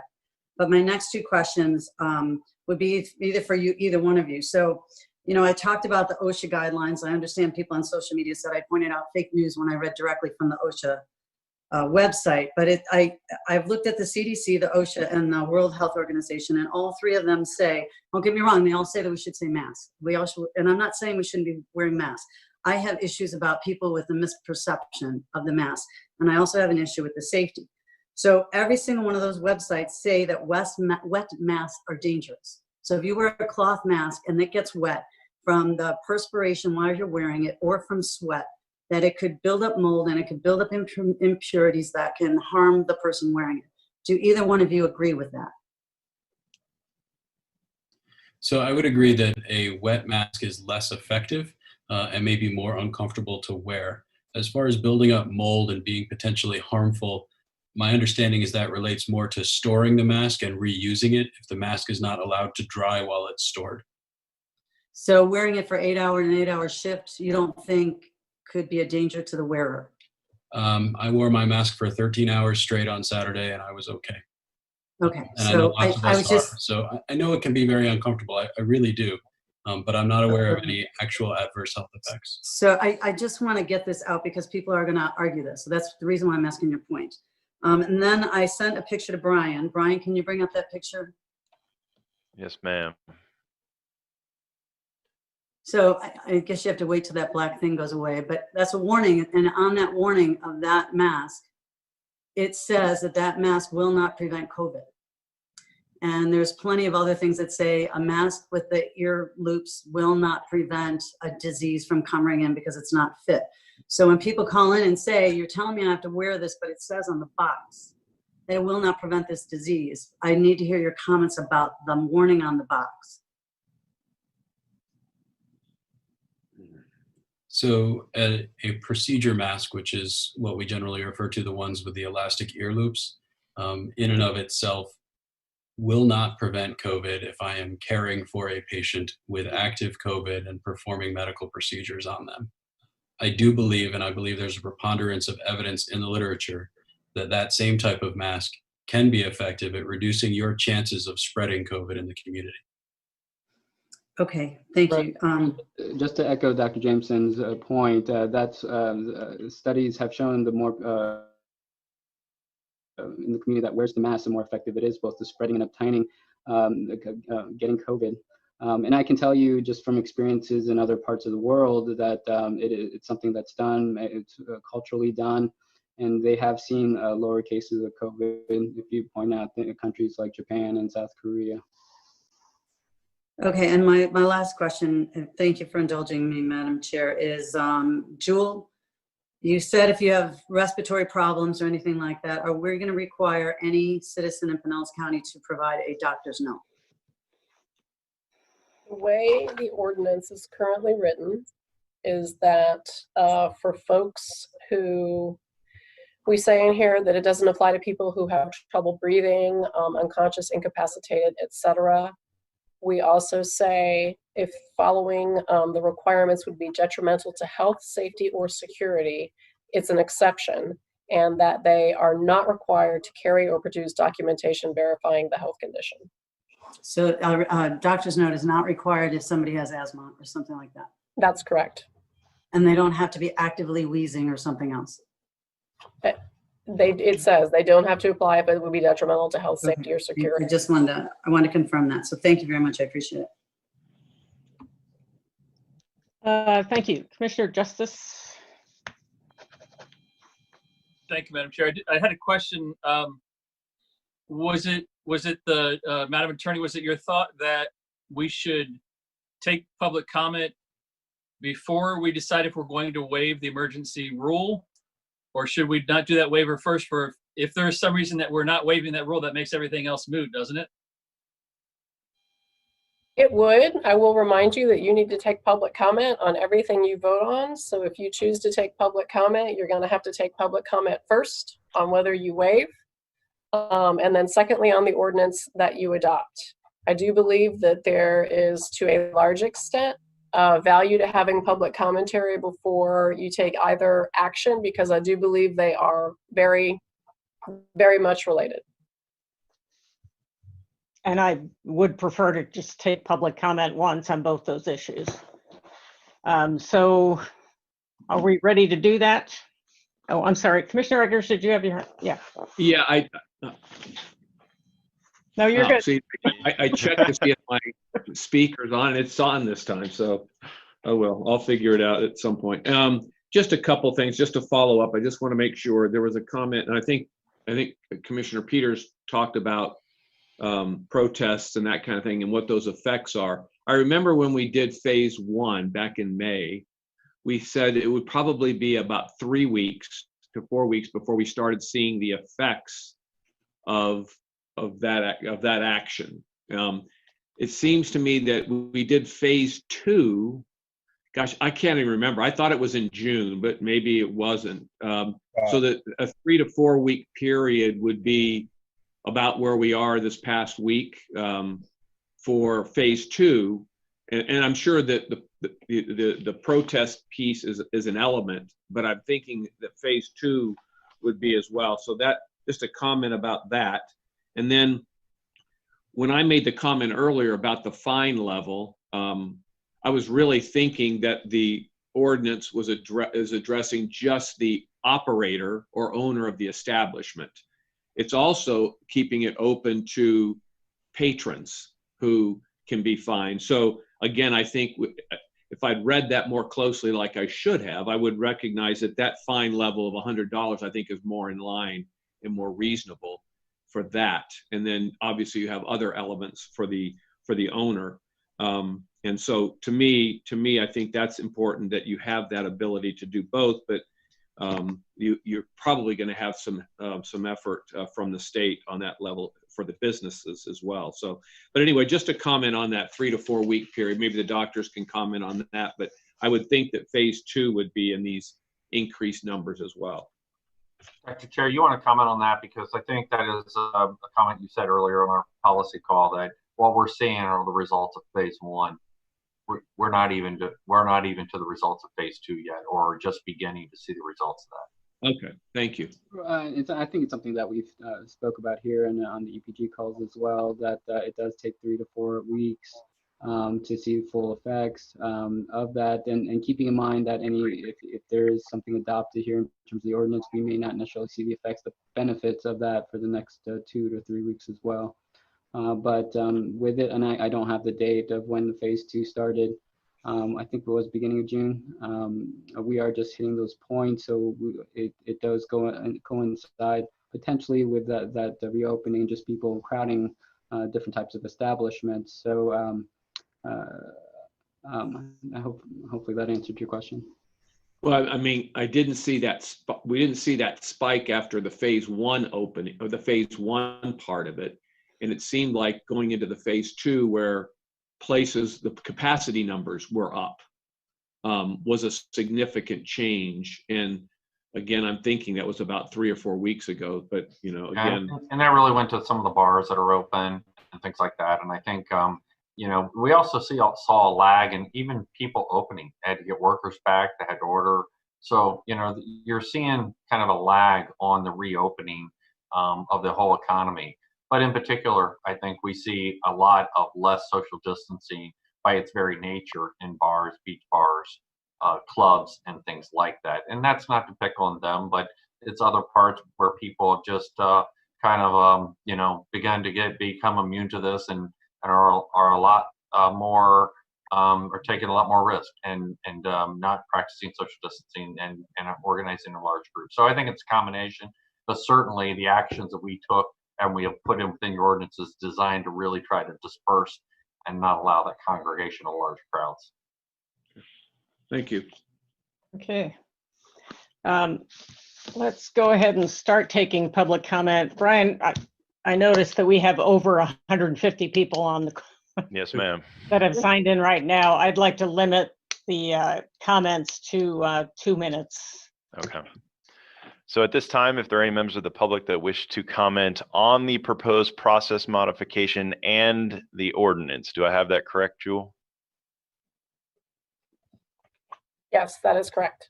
Okay, please hit *9 if you're coming in on the telephone, or raise your hand virtually in the Zoom meeting. And Madam Chair, we have 26 members of the public that wish to speak on this item. So I will start with the first one. We have Dawn. Don, if you'll go ahead and give us your first, last name, address, and you'll have 2 minutes to address the board. Yes, thank you. Dawn Bowler, D-A-W-N. Last name is B as in boy, O-H-L-E-R. Address is 6678 54th Avenue North, St. Petersburg, 33709. First, I want to say to Commissioner Peters, thank you. You nailed one of my questions with your question as far as the involvement of the protesting to the increased numbers. As far as the fines for going in without a mask, we are protected under the 8th Amendment, which states excessive bail shall not be required, nor excessive fines imposed, nor cruel and unusual punishment inflicted. The 14th Amendment protects us. No state shall make or enforce any law which shall abridge the privileges or immunities of citizens of the United States. Again, as I said earlier, accumulatively, the site is showing that Pinellas County only has 3,438 cases. Accumulative. Doesn't say how many are cured, doesn't say how many are in existence. Another point I'd like to make, as far as going back to the protest, we have Mayor Kreisman, who openly invited people to the streets of St. Petersburg to come out and protest. And now in St. Petersburg, he's got this executive order mandating everybody wears masks. I don't believe I heard any of the commissioners call out against the protesting, which really didn't help. So I'm very curious as to those numbers. And then I'm kind of curious too, as far as the patient's bill of rights, how it works if you guys have these doctors that are not physicians over everybody helping make these mandates. It essentially puts us as a patient under these advising doctors. Sorry about that, I'm outside. And according to the patient's bill of rights, if we have the right to refuse such treatment, and you're using a mask as a treatment for COVID, which I don't even know if it's COVID anymore because all the reports are saying coronavirus. So the narrative keeps changing. The whole goal in the beginning was to prepare the hospitals to not stop this. You cannot play God and stop a virus. It's impossible. Ma'am, your time has It's expired. absolutely impossible. Okay, thank you. Thank you. Madam Chair, our next speaker is Jeremy Dolan. Mr. Dolan, if you'll go ahead and unmute, give us your first, last name, spelling, address, and you'll have 2 minutes to address the board.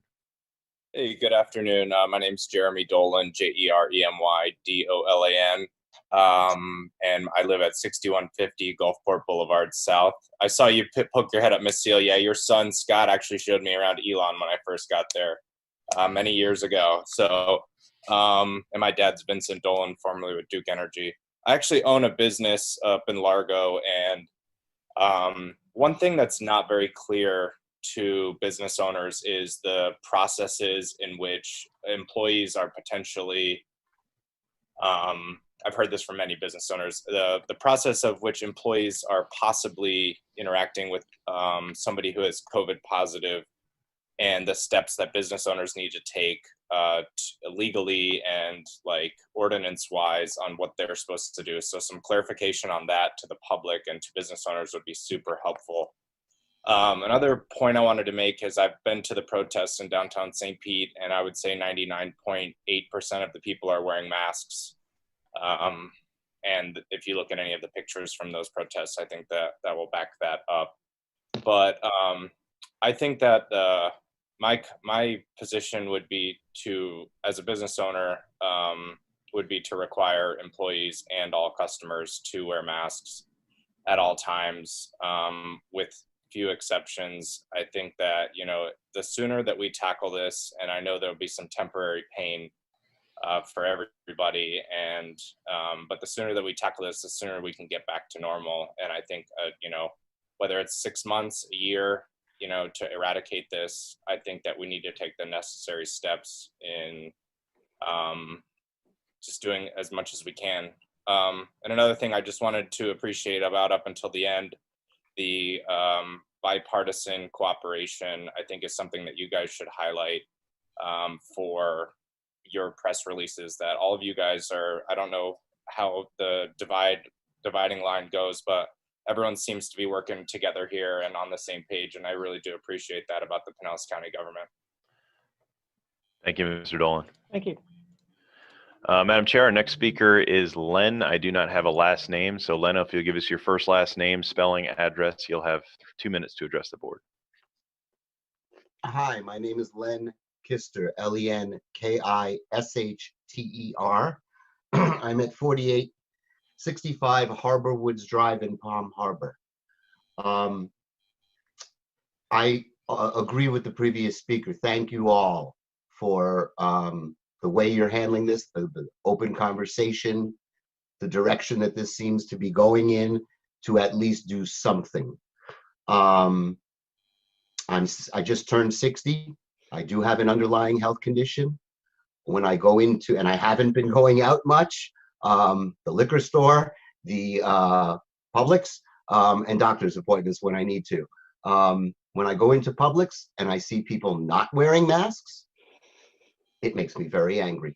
It's disrespectful. It's not helpful. When I hear, well, I'll backtrack quickly. We have a president in this country that's made this a divisive issue, the mask wearing.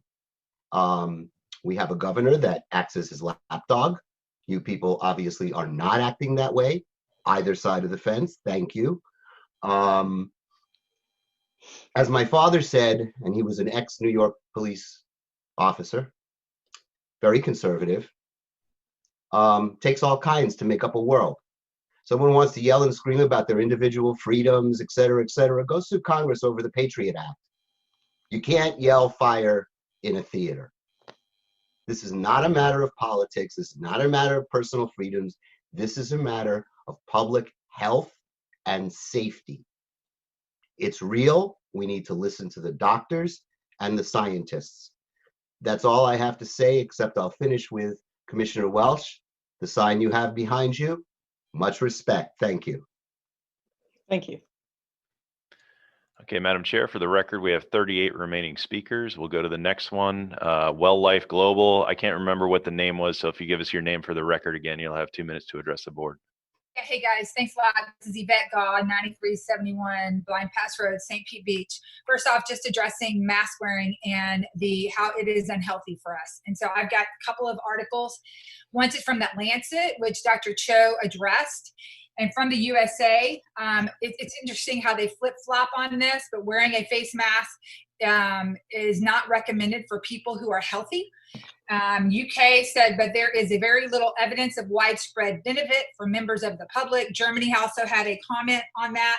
I have something right here from I have several articles, but from the New England Journal of Medicine, we know wearing a mask outside healthcare facility offers little, if any, protection from infection. And then mask wearing induces hypoxic injury as it restricts airflow. So if the doctors could address that, and I've got other things as well. But my other comment is that I'm very disappointed in our medical community for not addressing how individuals on how to prepare themselves to not get sick. How about building the immune system? Exercise, eat healthy, don't drink alcohol. Don't go out and eat processed foods. I mean, we're not addressing the core issue and getting to the root of the problem. We have a lot of people with weak immune systems. So for those of us who take care of ourselves, look at, per Dr. Cho, who is the average person getting this disease? Over the age of 75? So now we're going to mask our young people and create hypoxic injury. You breathe in your own CO2. Reduce your oxygen by up to 60%. And the doctors know if you put on a pulse ox on them, and it's been tested with a mask and without a mask, it lowers their oxygen level. And I know someone who went to the hospital because of that. And when your cortisol goes up, you increase your cortisol level, which is your stress hormone. And when it goes up, you suppress your immune system. And when you're stressed out, you need more oxygen. So wearing masks has never been established scientifically to prevent disease. Ma'am, your time has expired. I'm sorry. Thank you. Thank you. Madam Chair, we have 39 remaining speakers. Our next speaker is Dave Waddell. Dave, if you'll go ahead and, actually, I think we already have your name and address for the record, so you can go ahead and speak for 2 minutes. Thank you for this opportunity. I'm disappointed, and don't take this personally, Commissioner, Chair Pat Gerard. Such an important issue. We just got bumped from 3 minutes to 2 minutes. 2 items were combined. And so therefore 6 minutes were lost. What I have to say, and I'm going to tell you right now, folks, I'd like to know, and everybody raise your hand if you've gotten the document that I sent on COVID-19. Please raise your hands. Please raise your hands. Mr. Waddell, we've gotten 800 emails in the last I'm few days. asking you if you've read it. I've given you a real time, and on Thursday of last week, I heard everybody wanted to clarify. Well, I'm going to clarify for you. I have a real-time event of my exposure that I sent you, and only one person up there raised their hand. All right? I understand. It's a proactive, reactive situation we've never dealt with. Sheriff, please don't go anywhere because I've got something to say to you too. All right? We've got a really big problem here. Enforcement's going to be a critical part of that. We are going to have to wear masks. There's no way out of this. I am scared. All right? I've communicated with a commissioner, and we have a really big problem. Sheriff, if you can enlist the ATF regarding any violations regarding their licensing and not following these guidelines, and that's the problem, their guidelines. What we have is liability issues here. You are making decisions about lives today, okay? And what do we do if somebody has hepatitis, right? Well, we shut the restaurant down. We do contact tracing. I'm asking you now, we want contact tracing and give it to us. And please don't cut me off because Your time has expired, sir. I want to know what these doctors respond to me about contact tracing. Tell me what the plan is. Mr. Waddell, please. Madam Chair, our next speaker is Megan Chapman. Ms. Chapman, if you'll go ahead and unmute, give us your first, last name, spelling, address. You'll have 2 minutes to address the board. My name's Megan Chapman, M-A-E-G-A-N. Last name C-H-A-P as in Paul, M-A-N. And I'm in Clearwater, Florida. I'd first like to say thank you to Kathleen Peters, who seems to be the only one with any kind of common sense on your board. I honestly don't know how the rest of you got these positions. This is absolutely ridiculous that this is conversation being had. At some point, somebody with a brain has to come in here and recognize that this is a virus that's not going away. The whole point of this was to not tax our hospitals. We did that. For you guys to come in here and to put these mandates on people, and it's unconstitutional. You simply cannot force people to put masks, lessen the crowds. I mean, and the fact that you can't even address in a intelligent way the fact that the riots possibly had a huge impact on this and dismiss it because they were all wearing masks, where Kathleen Peters actually brought to your attention on the side of the box that they don't even prevent virus spreading. I mean, there's been enough studies that show that wearing masks is absolutely futile. So you're putting a Band-Aid on it. Let people get out, let people get exposed, let this thing run its course and get back to normal life. You're doing no good by doing this. I'm a mother of a 9 and 6-year-old. And if you think that I'm going to have them go in public and wear masks, you are crazy. That is putting fear into our children. That is making them live a life that is completely uncomfortable and filled with fear that is completely unnecessary. And I'm not going to do it. You say under the age of 2. No, I'm sorry. My 9 and 6-year-old will not do that. They will be out in public. And if you want to try and stop us and fine us, go right ahead. But you guys are asking for anarchy over and over again. You are pushing people to a brink of breaking down. In addition to that, you guys realize that Pinellas County, majority of our money comes from tourism. Nobody in their right mind is going to come to our county and spend tourism dollars if they're being required to wear masks everywhere. People are already putting on social media, they're not going to come. They're going to cancel their reservations. Why are you killing our economy where we live for masks that don't do any good? Stop trying to be God. Ms. Chapman, your time has expired. Or go with the previous caller and bring in special forces. Madam Chair, our next speaker is on the phone line. It's last 4 digits 2317. If you can go ahead and give us your first, last name, spelling, address, you'll have 2 minutes to address the board. Thank you, Commissioners. My name is Vanessa, V-A-N-E-S-S-A, and Alabarces, A-L-A-B-A-R-C-E-S. My address is 8541 West Gulf Boulevard, 33706. I want to thank you all for your time today. I want to echo some of the comments of other callers. Thank you so much to my Commissioner, Kathleen Peters, for being a voice of reason on this issue. I want to note cases are up, hospitalizations are not dramatically up, deaths are definitely not up. So I think there's a major conflation pushed a lot by the media, but it's causing a lot of panic for people. So just because positive cases are up, does not mean deaths are up. Are you going to regulate the storage of the masks? As people have brought up, those could be problematic, the way that someone stores it. You see a lot of them hanging from your mirrors. Are you going to regulate the cleaning? How to wear them properly? Where does the nanny state and personal responsibility and the responsibility to assess risk for ourselves come in? Will you stop? I'm saying you will not stop this virus. As someone else said, we're not God. We can minimize risk, but we cannot stop it. From the beginning, we were told it is to flatten the curve so hospitals are not overwhelmed. We did that successfully. Thank you very much for everything you've done so far. We're not at the stage where the hospitals are being overwhelmed. Even with this current spike in cases, positive cases, we're not at a place where hospitals are being overwhelmed. I understand this is an emotional issue for a lot of people. It does feel like life or death, even though 99% of the people, over 99% of the people, are not going to die even if they get this. I know that there's a call to do something, and I know this feels like y'all are doing something, and people like one of the previous callers are begging for you to do something, but this is nothing really. It's an infringement on rights in the name of feeling safe. And I understand the fear of people, but their fear cannot dictate my life or the lives of others. Public health does not override the Constitution. There's no clause that negates our rights in the Constitution. If we get sick, these rights don't apply. Please let us citizens assess the risk and act accordingly. We do it every single day when we get in the car, which is a very dangerous activity. Ma'am, your time has expired. Thank you, sir. Thank you. Madam Chair, our next speaker is Bonnie DiMartino. Bonnie, if you can go ahead and give us your spelling, address, and you'll have 3 minutes to address the board. Thank you. My name is Bonnie DiMartino, DONNIE-DIMARTINO, and I'm from Clearwater. I first would like to acknowledge Commissioner Peters because of the good points that she made. Thank you very much. And I'm not going to talk about my rights. What I'm going to give you is some common sense and some logic, and I just want you to evaluate this. So many times you guys all said, it's what you don't know. You don't know this, you don't know that. And that's my point. What we do know, we already know that the masks will not protect us from the virus. The last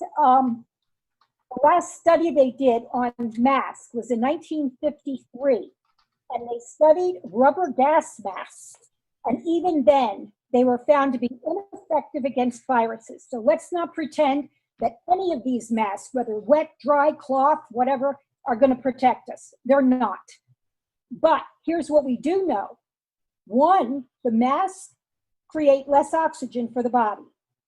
The mask will cause dehydration for the body. Those two things alone are not beneficial to someone's health. Two, experts have shown that the effects of mask wearing will impair the immune system, and it also creates fear, depression. Those are definitely detrimental to the immune system as well. So if everybody would stop watching, the mainstream media and start forwarding hope and watch the numbers go down. If you keep up this, oppression, you'll watch the numbers go up. So your actions will expose your intentions. Basically, that's the thing. But when this information is made widespread to the public. Ma'am, your time has expired. Thank you. Thank you. Madam Chair, our next speaker is Patricia Cox. Patricia, if you'll go ahead and unmute, and you'll have 2 minutes to address the board. Thank you. My name is Patricia Cox. It's Patriciacox. I'm from Largo, and I appreciate Commissioner Peters. He brought up some really wonderful points, and I'm glad you brought those forward because they're important. I am concerned and horrified that we're discussing taking away our constitutional rights, and by doing that, using either civil or criminal ways of doing so. We've already had a number of businesses go under because of this sort of thing. I remember reading about a barber who was arrested and was charged with a criminal infraction of the law, and then in the same week I read about criminals being let out of jail because of COVID-19. I mean, we're arresting barbers and we're letting out other criminals who've been convicted. It doesn't make any sense. This is the same mindset. You're talking about taking away people's livelihood. You're talking about taking away their freedoms. You're talking about hurting them for just being human beings. It doesn't make any sense to me. It's a horrifying step. Why are we doing this? It makes no sense. It's not going to stop the virus. It will not stop the virus. No matter how much you want to hurt people, it's not going to stop the virus. All you're going to do is be hurting people over the long haul. We've got people, higher numbers than ever, people committing suicide over this. We've got higher numbers than ever of people not going to the hospital when they need to go to the hospital. If they have heart disease or other diseases, they're not getting their medical care. When I needed to see my doctor back in, I think it was February, I couldn't go see my doctor because she was so afraid to see patients that she called me on the phone and I got absolutely nowhere. So this has been a long-term now scare tactic that is just going. Ms. Cox, your time has expired. Thank you very much. I appreciate the time. Thank you.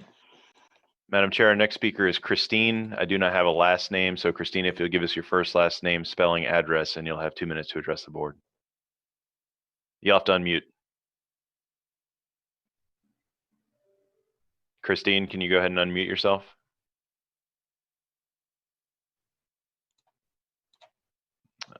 We might be having technical difficulty with this speaker, Madam Chair. We'll go to the next one. We'll go to Karen Nasello. Karen, if you'll go ahead and give us your spelling of your name, your address, and you'll have 2 minutes to address the board.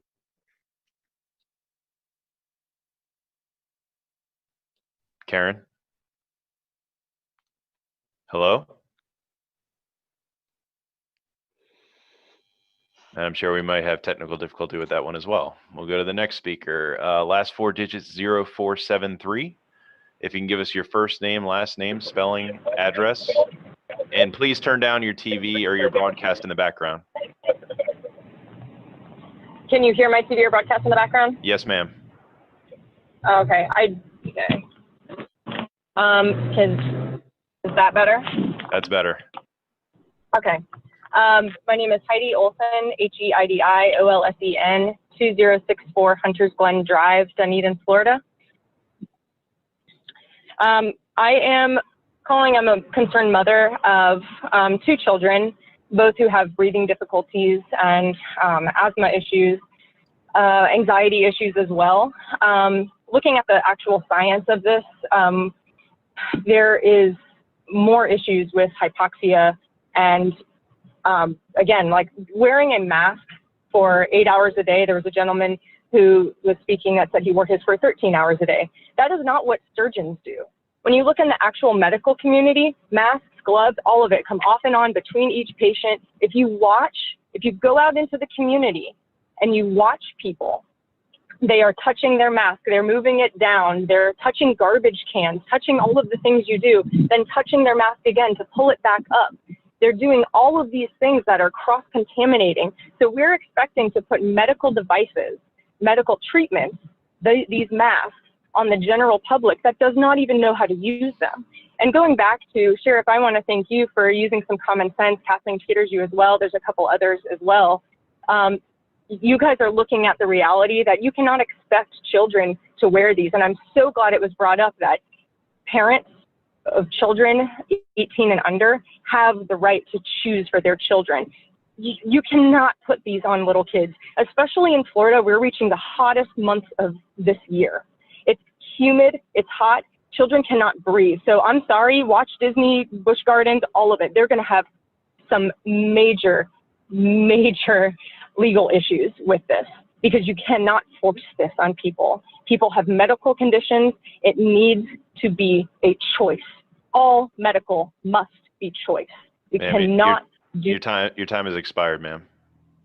Thank you.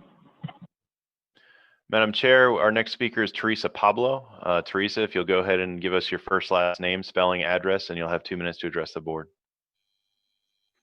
All right, the Pablo family calling from Dunedin, Florida. Welcome. I mean, thank you. I just wanted to say, I don't have to say much because if you guys listen to everyone calling you, the group of you leaders right now have a chance to be the heroes. Do not succumb to this false flag event. We know it's fake. Don't you see? We all know. So please do the right thing. Be the heroes. Get yourselves reelected right now. You can all get yourselves reelected right now by doing the right thing. If you continue with this, it's over for you all. This is not supposed to be a career job. You're public servants. Now serve the public correctly. Enough of this lie. We don't want to wear masks. It's against No our masks. constitutional rights. You know it's wrong. That's all I have to say. Be the heroes. Get yourselves reelected right now. You, Mayor. Madam Chair, our next speaker is Sharon Calvert. Sharon, if you'll go ahead and unmute yourself and give us your first, last name, spelling, address, and you'll have 2 minutes to address the board. Hi, this is Sharon Calvert, and I live at 340 Pinellas Bayway South in Tierra Verde. This is according to the OSHA website. Cloth face coverings are not a substitute for social distancing measures. And these are the bandana type scarves, items made from cloth. They are not considered personal protective equipment. They will not protect the wearer against airborne transmissible infectious agents due to loose fit and lack of seal or inadequate filtration. Surgical masks. Surgical mask will not protect the wearer against airborne transmissible infectious agents due to loose fit and lack of seal or inadequate filtration. And those should be properly disposed of after use. Respirators, which are like the N95, those are supposed to be worn properly, and you should be certified on how you place them on their face to be able to actually do what it's supposed to do, which is purify the infectious agents. According to the US CDC, you are not supposed to be keep taking a face covering on and off. It must not hang around your neck or your forehead, and one must not touch your face covering unless you have washed your hands. Perhaps all this is why in 2009, during the swine flu pandemic, the US CDC did not recommend the use of face masks or respirators in non-healthcare settings, such as schools, workplaces, or public places, with some exceptions, of course. There's been disagreement about the value of wearing face masks, and some experts fear that masks give people a false sense of security where they do not, then they replace it with not use other standard precautions. They also said masks may benefit people in close contact with infected persons, but was unknown whether they prevented the H1N1 flu infection. Ms. Calvert, your time has expired, ma'am. Thank you. Madam Chair, our next speaker is Lucinda Johnson. Ms. Johnston, if you'll go ahead and give us your first, last name, spelling, address, and you'll have 2 minutes to address the board. Yes, my name is Lucinda Johnston, 348 11th Avenue Northeast in St. Petersburg, Florida. And I'm going to try not to take my entire 2 minutes. At the very beginning of this, I was so impressed at the bipartisan nature of this discussion. And I don't know what happened towards the end, but that I found that a little bit disturbing. But anyway, my husband is on day 102 of staying at home. He's been to 2 doctor's appointments. He hasn't had a haircut in almost 4 months. And so I'm not so much worried about him or myself because I wear a mask everywhere that I go. But I'm worried about other people our age. I'm 67, and I know a woman right now who's in St. Anthony's Hospital in intensive care with COVID-19 because she was not as blessed as I am, and she had to go to work. And I think that all of us should be doing everything possible. What if masks don't work? Maybe they do, so let's wear them. Let's do everything that we can to protect our fellow citizens. I just think it's so important, and I appreciate every one of you who believes in science. I love to hear from the doctors, the medical examiner who said it destroys lungs. It sent chills up my spine to think of my friend who's in intensive care right now. And I'm really, really hoping that you guys will implement the strictest rules possible right now. They are constitutional. We all know that, despite the constitutional scholars who've been calling in and saying that they're not. We know that public health has been upheld in the Supreme Court many times, and you guys have the right to do this for us, and I appreciate if you will. Thank you very much. Thank you. Thank you, ma'am. Madam Chair, our next speaker is coming in on a Galaxy S10e. If you can go ahead and give us your first name, last name, spelling, address, and you'll have 2 minutes to address the board. Hello, thank you very much for this opportunity to speak with you. My name is Amy Boretti, B-O-R-E-T-T-I. I live in Largo, Florida, at 249 Jasper Street. Thank you, Kathleen Peters, for being a voice of reason on this panel. I appreciate your statements. I'm a healthy 50-year-old. And how do I know that I'm healthy? Because I take my health into my own hands. I see my doctor every 4 months for blood tests, which come back almost perfect. I do have underlying issues that I deal with. I drive for Uber Eats and Instacart. I have not once worn a mask. I will not wear a mask. I can't wear a mask. I've never had any opposition from restaurant owners, workers. In fact, many of them aren't wearing them in the kitchens, which, in my opinion, that's a separate issue, but they should be in the kitchen preparing food. But nobody's ever said anything to me. None of my customers have ever said anything to me. I've decided today that if this ordinance goes through and I have to wear a mask, I'm going to have to become unemployed because I can't wear one. I'm physically unable. My health would deteriorate. There's just so many layers to this. I know that masks do not work. I read the New England Journal of Medicine. I've read the CDC and their own admission that masks don't work. There's a 99% recovery rate if, in fact, you get this. I understand that people are sick and that people are dying, but not at the rate that some people believe. I read the research. I've been doing this not only because of Corona, but years previously because of a vaccine injury in my family. So this is a very important subject to me, and I thank you for your time. I hope that you consider the people calling in. We are the people, and we are saying no. Thank you. Thank you. Madam Chair, we have 40 speakers waiting in line, so just to give you a update on that. Our next speaker is Craig. I do not have a last name. Craig, if you'll give us your first, last name, spelling, address, and you'll have 2 minutes to address the board. And you'll have to unmute, sir.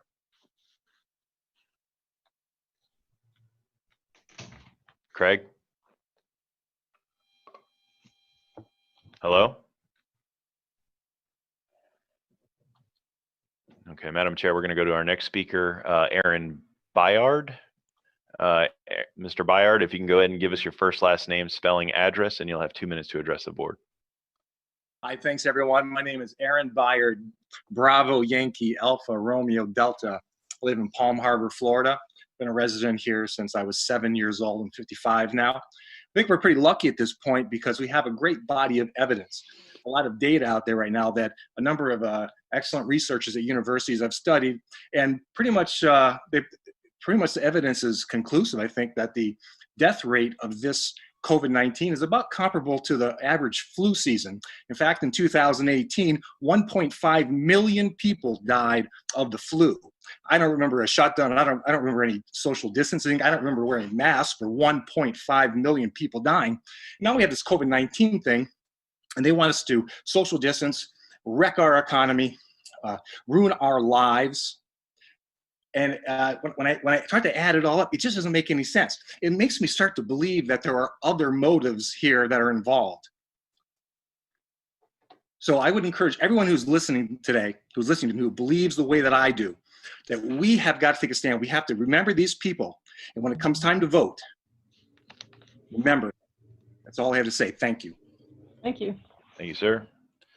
Madam Chair, our next speaker is Trevor Burgess. Mr. Burgess, if you'll go ahead and unmute, give us first, last name, spelling, address, and you'll have 2 minutes. Hi, it's Trevor Burgess, TREVOR-BURGESS. I'm calling again for science-based leadership and a rejection of conspiracy theories and misinformation, which will do nothing but get people killed. The bottom of this curve in Pinellas County, this recent curve in Pinellas County, was May 27th. We have been on an exponential march since then, and many of us have been screaming that from the rooftops since late May. So here we are on June 23rd, and my general view is that this mask order is the least that you should do, and please limit the loopholes. Easing into this is a huge mistake, as you have heard from your own medical experts. I do have 2 practical questions. In the last week, we have tested 14,000 people. The week prior, it was nearly 19,000. Given the exponential growth, why is testing down by 26% week over week in Pinellas County? Are we running short on tests?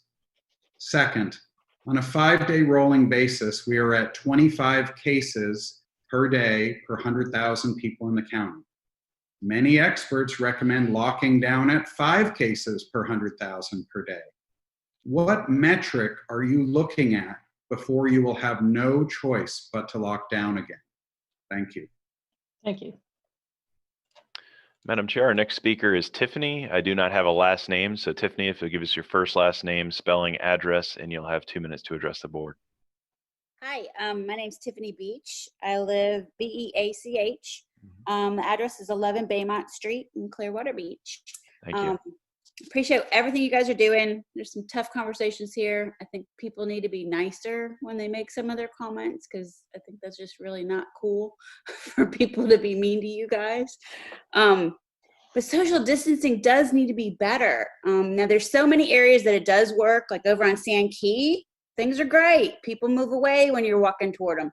But here on Clearwater Beach, on Mandalay, and on the nice, pretty walkway, people are clueless as far as moving over, stepping away. I mean, I walk every day. I walk in every direction. And it's very sad to see the total disregard of the people in my immediate area. I don't know if masks work or don't work. It doesn't hurt to wear one. I mean, and I've washed my mask. You know, if I'm done wearing it, I put it in the pile and wash it and wear a new one. I do think contact tracing would be awesome. Like, the numbers are going up. The numbers do look a little scary. You know, especially across the bridge in Clearwater, you see those numbers have been significantly going up in the past couple of days. But I'd love to know what the contact tracing shows, and I'm sure you can't share any of that, but I think it would be really great to be able to kind of figure out where and how people are getting it, spreading it, and all that. As far as the mask, if you do it, when do we review, like when you would stop doing it or how that might work? But thanks for all you're doing. Keep up the great work and smile, and we'll do our best. Thank you. Madam Chair, our next speaker is Michael Fox. Mr. Fox, if you'll go ahead and unmute, give us your first, last name, spelling, address, and you'll have 2 minutes to address the board. Thank you all. Michael Fox, MICHAELFOX, 719 52nd Street North, St. Petersburg, 33710. Very quickly, I just want to stand in total solidarity with Commission passing the strongest possible measures here. And I would say to all of our folks who are freaking out that they have health issues, et cetera, as I understand it, as it was read today, there are 873 different loopholes for all you folks whose heads are exploding. All right.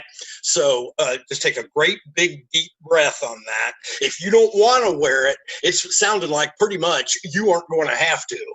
Bottom line, you're going to find something to get out. Now, here's what I would ask all of our people who are preaching the Constitution and all of their individual rights. Notice that when Dr. Jameson mentioned the efficacy of these masks, he stated quite clearly that what he was suggesting is where this definitely will help is if you are infected, you won't infect others. This isn't about you. This isn't about whether or not you're going to get the disease. In this effort, we have to come together as a community. Everyone's right to not be infected by you, supersedes your right to engage in irresponsible behavior. This is about, you don't know if you're infected. Bottom line, you could be walking around totally asymptomatic. If you wear the mask, you won't give it to me. And that's one of the reasons why I wear the mask. So I've been tested. I have no idea if I've been infected in the 3 weeks since I was tested. So I wear a mask so that I don't infect you, so that this can be stemmed. Mr. Fox, your time has expired. Thank you so much. Thank you, sir. Madam Chair, our next speaker is coming in on the phone line. Last four digits 5054. If you can go ahead and unmute, give us your first, last name, address, and you'll have 2 minutes to address the board. Yes, good afternoon, commissioners. My name is Christine Hubbard, and I actually live in Newport Richey. If you want my address, it's 6039 Guilford Drive. My husband, however, works in Pinellas County. My mother lives in Pinellas County. So I'm in Pinellas County every day for my mother. My husband, as I said, he works 10, 11 hours a day in Pinellas County. I would like to add my voice to those that are objecting to having to wear a facial mask when you're in public in Pinellas County, which I am quite a bit, and my husband obviously is for work matters. I would like to echo some of the other concerns that people have had regarding the fact that these masks offer little to no protection against transmission, either you giving it or you getting it from another person. It says so right on any box that you buy, and that's the out. According to the FDA, as long as a manufacturer states this on the box, they are immune from any legal liability. No, they cannot be sued. Okay, so that's right there on the FDA website. The other point is if you bring up the latest statistics, people have been talking about that from Pinellas County for today. You see that there are 129 deaths, which represents 3% of all cases. I think this has been a fairly steady amount throughout the whole ordeal here. I'm not seeing that this is a huge increase. If you do the deaths to the number of people that live in Pinellas, according to 2019 the census, 975,000 people lived in Pinellas. So if you do the math on that, that works out to be 0.01% of the population. Are we calling this an emergency over 0.01% succumbing to this virus? I'm sorry, your time has expired. Thank you. Thank you. Madam Chair, we have 35 remaining speakers. Our next speaker is Ann Hutchinson. Ms. Hutchinson, if you can go ahead and unmute, give us your first, last name, spelling, address, and you'll have 2 minutes to address the board. Ms. Hutchinson? Hello? All right, Madam Chair, we'll go to our next speaker, Mr. Cliff Noakes. Mr. Noakes, if you can go ahead and unmute yourself, give us your first, last name, spelling, address, and you'll have 2 minutes to address the board. Hello, thank you. My name is Cliff Noakes, C-L-I-F-F, last name N-O-K-E-S, 3780 Sweepstakes Court in Palm Harbor, Florida. Was just wanting to express my opinion against the mask wearing. There, I think, is a lot of interpretation out there that people walking around are basically just virus vectors that are walking around just spreading COVID around if they're positive and they don't know it. I can understand wanting to use masks in very crowded areas like bars, nightclubs, things like that, or restricting the occupancy. That makes total sense. But somebody just walking around Target or walking around Publix grocery shopping, if they're not coughing, if they're not sneezing or doing anything like that, people are very, there's a very low chance of transmission to somebody doing that. I don't think that making masks mandatory in these places is necessary. I've been immunocompromised since 2004. I take care of myself. I go to the gym 5 days a week. I jog 6 days a week. I keep myself healthy by not wearing a mask because I do truly believe that wearing a mask is probably more detrimental to my health between cross-contamination and restricted breathing. There's just no way that you can sanitize a surface 100%. There's constant cross-contamination, constant touching of the mask. I feel like I'm more at risk with my immune system by contracting some other type of lung infection, a neurovirus, some other type of bacteria that's going to cause more damage to my immune system than COVID. I think that people are smart enough to make their own choices for how to stay healthy, and I don't think that this is something that the county should make mandatory. Thank you. Thank you, sir. Madam Chair, we have 34 remaining speakers. Our next speaker is Matt Winter. Mr. Winter, if you can go ahead and unmute yourself, give us your first, last name, spelling, address, and you'll have 2 minutes to address the board. Yes, Matt Winter, M-A-T-T-W-I-N-T-E-R, 1916 Anclote Vista, Tarpon Springs, Florida. I want to say thank you to Commissioner Peters. You made some great points. And I also want to say that my family and I, we pray for the leadership of our community every day. So thank you all. And Sheriff Bob, we absolutely support our police department. And I thank you for that. Thank you for continuing to be not giving up on our community. I want to say that I don't support wearing a mask. I've got 3 small kids, 6, 3, and 1. It would be virtually impossible to keep anything on the mouth of my 3-year-old. So I don't think it's really necessary for children that are that young. Also, I don't understand how a virus that it's a real virus, but it seems that we have a 99% survival rate is making this much of an impact on our community. You know, a lot of small businesses are getting hurt. A lot of people are just scared, even scared of each other. And I think masks are going to really affect people's just approach on each other. And I don't think it's going to be good for our community. And they really don't work. I did some research with the OSHA website stuff. And even though the N95 seems to be the hot thing, that mask doesn't even have a filter for people breathing out. So any infected person walking around with an N95 that's not gonna help matters. And the cloth masks, I mean, you got to put one on, it seems like, to be safe, like every 8 hours. And I don't feel like it's the right thing. So anyways, that's what I wanted to say. No masks for me and my family. And we will continue to pray for you guys. And thank you so much for leading our community. And that's pretty much it. Thank you so much. Thank you, sir. Thank you. Madam Chair, our next speaker is Elena Levine. I believe Dr. Elena Levine. If you'll go ahead and unmute, give us your first, last name, spelling, address, and you'll have 2 minutes. Thank you.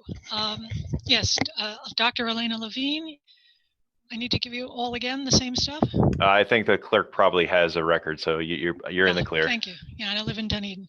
Thank First, you. I want to thank you all the doctors especially on the panel, for their valiant efforts today in providing actual facts. I've been listening to the many comments just now, and I'm actually sad and terrified to hear how facts are misused, and they're not facts. They're talking apples and oranges about the masks. And the one caller was absolutely right. It's not about reading the liability off a package. No one's saying that these masks we're talking about will protect the wearer from all this virus.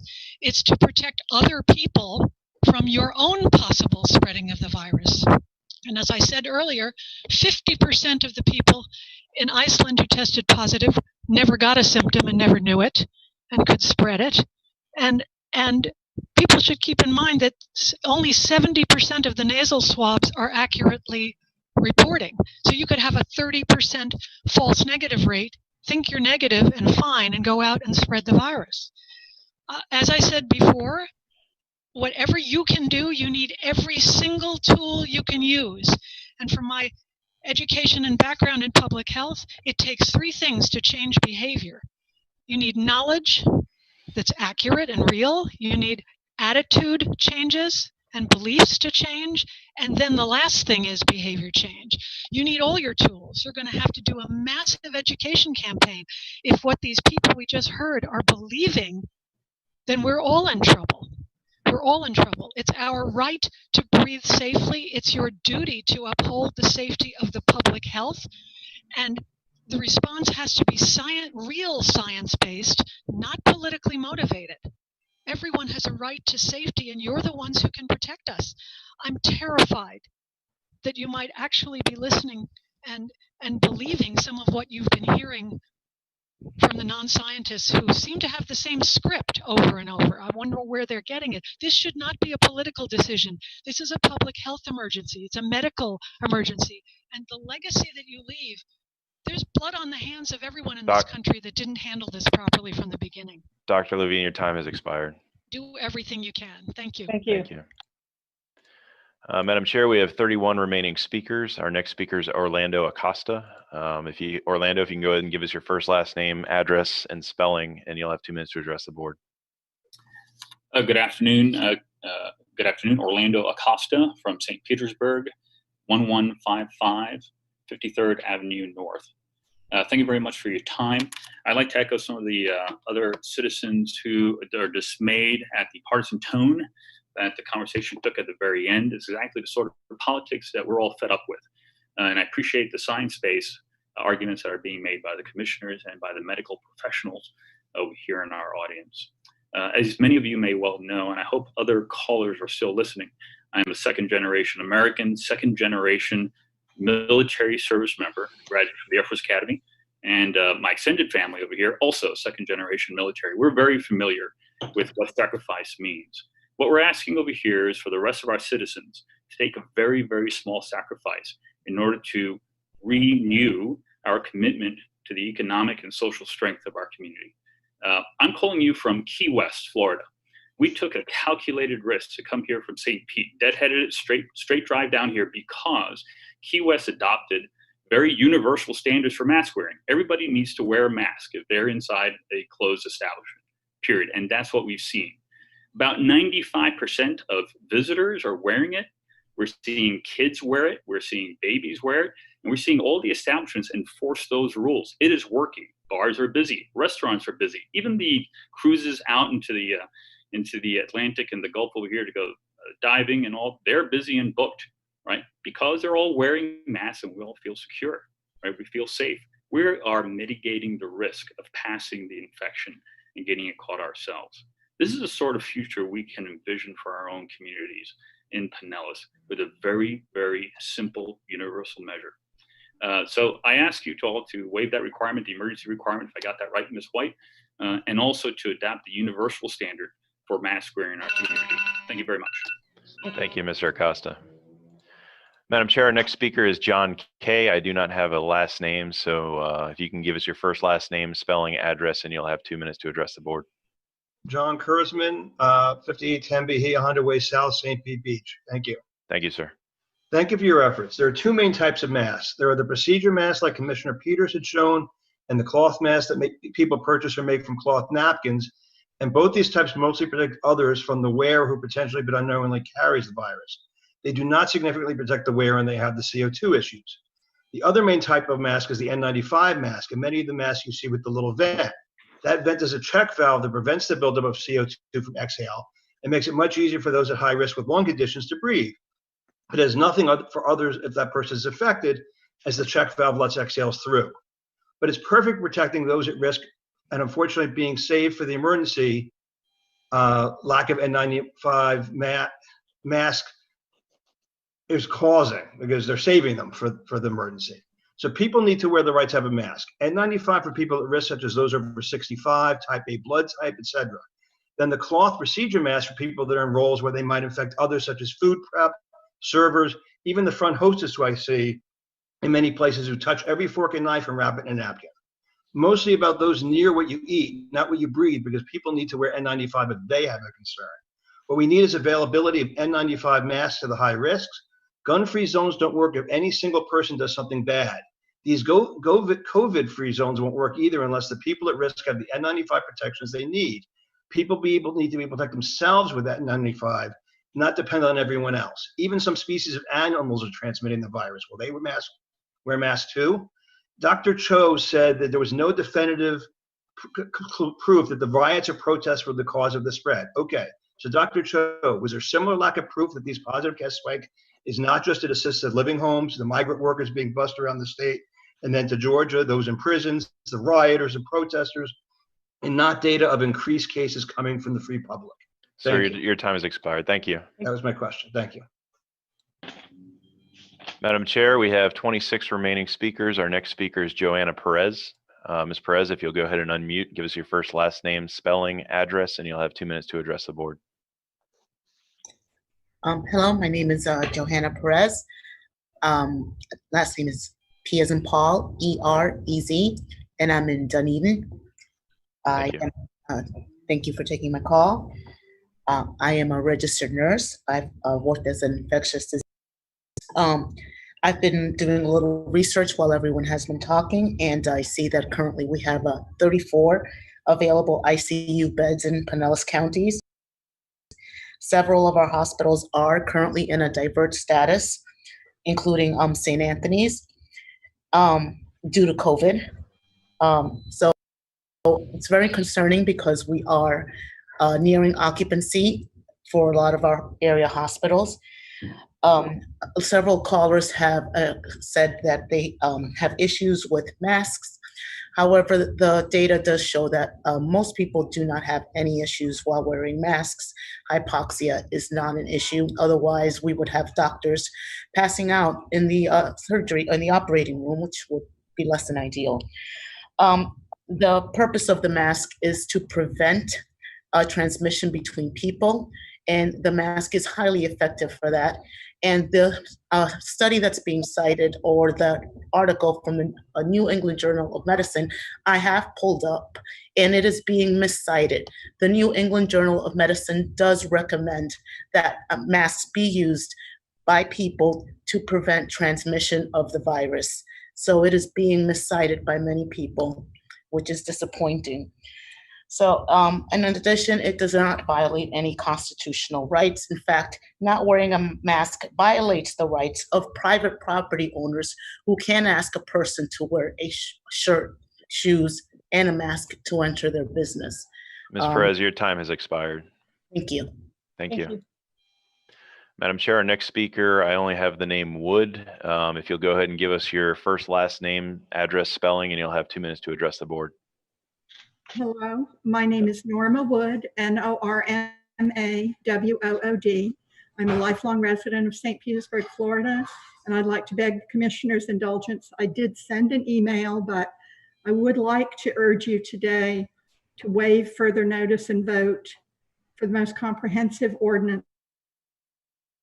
possible. I'd like to bring your attention to the website COVID Act Now, which works in cooperation with Georgetown and Stanford University. They rank Pinellas County's risk level as critical, with active cases increasing exponentially, as Commissioner Eggers pointed out. They predict that Pinellas County's hospitals will reach overload by July 13th of 2020, which is consistent with what our medical experts are telling us today.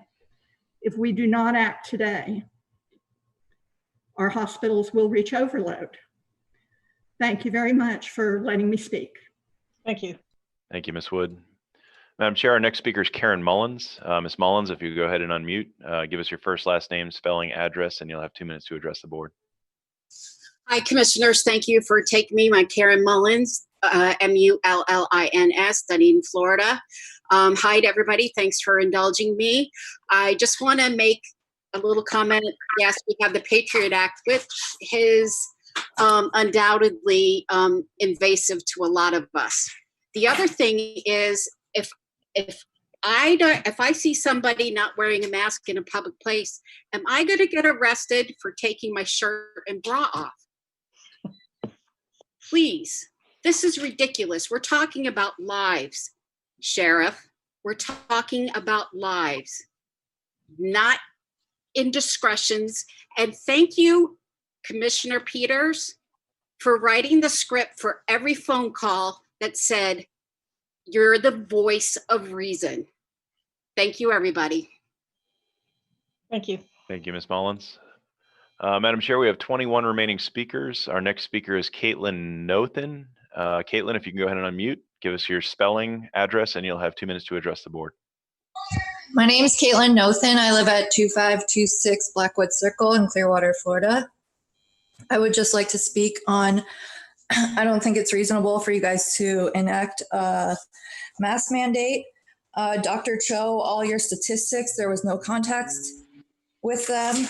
You need to add, out of how many people being tested, the rate of infection 12% previously and now. I don't think that any law enforcement should be enforcing this. That's violating your constitutional oath that you took against this. I don't think store clerks should be mandating people masks when they walk into the store. And I would hope that you would listen to the people, because it seems the overwhelming majority of the people on this call are against the mask mandates. Thank you very much. Thank you for. Thank you. Madam Chair, our next speaker is David Katsaros. Mr. Katsaros, if you can go ahead and give us your first, last name, spelling, address, and you'll have 2 minutes to address the board. Mr. Katsaros? Hello, sir?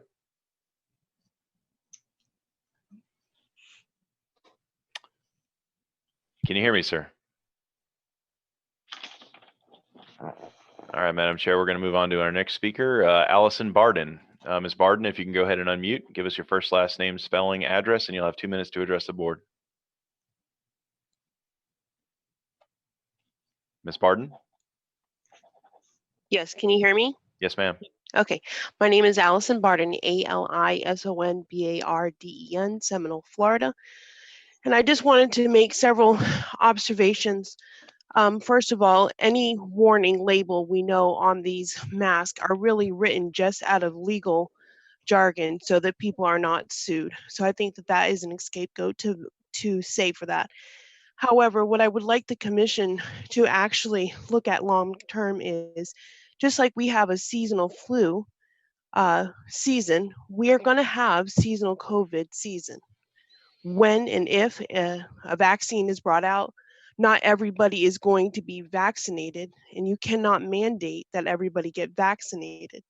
So we have got to look at the fact of we are living with this here, just like we live with the virus, the flu, and that it is going to take time for us to build up immunity to it. I think that masks are important, but I do not think it's your place to mandate them. That it does need to, people need to take their own health in their own hands. And with that, I'll concede my time. Thank you. Thank you, ma'am. Madam Chair, we have 16 remaining speakers. Our next speaker is Stephanie Y. I don't have a last name. So Stephanie, if you can give us your first, last name, address, spelling, and you'll have 2 minutes to address the board. Hi, everyone. My name is Stephanie Young, STEPHANIE-YOUNG. I'm located in Largo. I would like to say that we do need this mask mandate in order to maintain the safety of our community. Seeing contact tracing is also extremely imperative. To those here that are advocating for the public safety of our community members, thank you. You are appreciated. Also, to one of the previous speakers and those who think like her, there are plenty of people who don't have their panties in a bunch about wearing a mask that will happily visit our area and spend their dollars in our community. They're already doing it. To the other naysayers, this is not fake news. Wearing a mask isn't just for yourself, it's to protect your neighbors' kids, and your best friend's grandma. Not everything is about you and your false narrative about what the Constitution means. And to Sheriff Bob, I find it utterly disgraceful to the people of Pinellas County that you can continue to defer to this idea that people will do the right thing without members of the authority stepping in. I don't know where you've been the last 4 months, but everywhere I've gone, I've seen the enormous lack of compassion for other individuals by way of ignoring social distancing guidelines and not wearing masks. Everywhere I go, I see it. Your continued delusions are hurting this community, Sheriff. The same goes for you, Ms. Peters. Relying on people to do the right thing doesn't keep people from stealing, killing, or raping, so why on earth would our police department take that approach now during a public health crisis? Do your job, Bob. Stop denying the reality of our country and our county right now. Stop listening to the drivel that COVID deniers spew. Listen to the doctors in our community. They know how to handle this horrific crisis much better than any COVID denying sycophant. Stop fighting what's best for our community and get behind the mask mandate. Do it. It's your job to protect and serve. So pull your head out of the sand and do it. To Ms. everyone Young, else, your time has expired, Ms. Young. thank you. Thank you. Madam Chair, we have 19 remaining callers. Our next speaker is on the phone line, last 4 digits 2613. If you can give us your first of all, if you can turn down your broadcast so we can not hear it, and then give us your first, last name, address, spelling, and you'll have 2 minutes to address the board. Yeah, can you hear me? Yes, sir. Yeah, it's Robert Mail, 14869 Mockingbird Lane West, Clearwater, Florida, 33760. I wanted to clear up something scientifically. First of all, I'm an engineer, and we have seen an exponential growth in COVID. That is true in the number of cases that have been documented as positive. However, we're confusing correlation versus causation. The reason we're getting an increase is because we're doing more testing. If you actually look at the line of the number of people that have died from it, the curve is flat. They even had that in the Tampa Bay Times. So it is very, very clear to me that wearing masks or this social distancing nonsense is not going to make a darn bit of difference in the amount of deaths. And this exponential increase is absolutely irrelevant. That's basically all I have to say about this. Thank you. Thank you. Thank you, sir. Madam Chair, we have 18 remaining callers. Our next caller, our next speaker is James Shaw. Mr. Shaw, if you can go ahead and unmute, give us your first, last name, spelling, address, and you'll have 2 minutes to address the board. Thank you, Brian. My name is James Shaw. Common spelling, it's 2320 Messenger Circle in Safety Harbor. I appreciate the opportunity. So what's interesting is it's fascinating to me that wearing a mask has become a political issue. When you look at it, you have over 100,000 people who've received this virus, 3,200 have died, and each one of them got it from somebody else. They didn't go get it themselves or decide to have it. They got it from somebody else. And wearing a mask isn't about keeping you off that list. It's about keeping you from putting somebody else on it. And so here's what I'd ask. If you'd like to take your health in your own hands, but you can't do that unless the other person's wearing a mask. This is about kindness, it's about respect, and it's about care for others. My family will support your mask wearing ordinance. We'll wear one whether you ask us to or not, just like we wear a seatbelt. Thank you for the opportunity to speak. Thank you. Thank you, Mr. Shaw. Madam Chair, we have 17 remaining speakers. Our next speaker is Liam and Evan Oliver. Brian. I'm not doing anything. Mr. Oliver or Mrs. Oliver, if you can go ahead and give us your first, last name, spelling, first and last name, spelling, address, and you'll have 2 minutes to address the board. Hello, my name is Evan Oliver, and I live in St. Petersburg, Florida.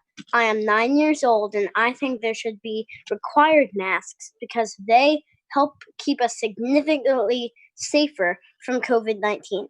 Please vote yes. Also, Black Lives Matter. My name is Liam Oliver. I also live in St. Pete. I have 2 brothers. I'm 11. My brothers are 9 and 2. We wear masks to protect people, and I urge you to vote for a younger age requirement for wearing masks, so my littlest brother can protect people and himself when he turns 3. Also, Commissioner Peters, the warning on the box of the mask is saying they will not 100% protect you from COVID-19, but they will protect you more than if you don't wear the one. So wear your masks. Thank you. Thank you, guys. Thank you. Madam Chair, our next speaker is Jamie L. I don't have a last name. Jamie, if you'll go ahead and unmute, give us your first, last name, spelling, address, and you'll have 2 minutes to address the board. My name is Jamie Lewis, Jamielewis. My address is 616 Lake Forest Road in Clearwater. Thank you. I am a student in the Public Policy and Administration program at SPC under Jeff Cronschnabel. And Commissioner, Mr. Burton, Ms. White, Sheriff, doctors, thank you for meeting today. And I wanted to speak in support of waiving notice and voting in favor of the universal mask requirement. I wear a mask not to protect myself, but to protect those around me because I hope to be a responsible member of my community. The unfortunate truth is I see that a lot of people in this community do not share that same perspective. The ultimate purpose of government is to protect the health, safety, and welfare of the people who live in the jurisdiction. We pass laws to protect ourselves from ourselves, and the situation with COVID-19 is escalating. I'm not a scientist or a doctor, but basic math shows me that the death rate across the country is closer to 5%. In Florida, it's closer to 3%. The percent positive about 2 weeks ago was 1.5%. It got up to 14% a couple of days ago. I just want to say that a lot of the comments about constitutionality, I'm sure Ms. White has considered this and advised you properly. I'm not sure what part of the Constitution addresses this. So I think we're talking more of natural rights, and there is a right for people to go out in public and have safety and breathe clean air and not be infected. I think the communal rights outweigh the individual rights in this instance. I don't want to take up too much of your time. I'm sure you're tired. Thank you for the hard job you're doing and taking all this abuse. Please vote in favor of the mask ordinance. I would like some clarification for employees in restaurants and bars, what responsibility and liability they would have with enforcing this ordinance. Thank you. Thank you. Thank you, sir. Madam Chair, we have 15 remaining speakers. Our next speaker is coming in on a Galaxy A20 device. If you'll go ahead and give us your first, last name, address, and you'll have 2 minutes to address the board. And you'll have to unmute. Hello? Hello. Hi, my name is Zachary Seco, Zachary Seko,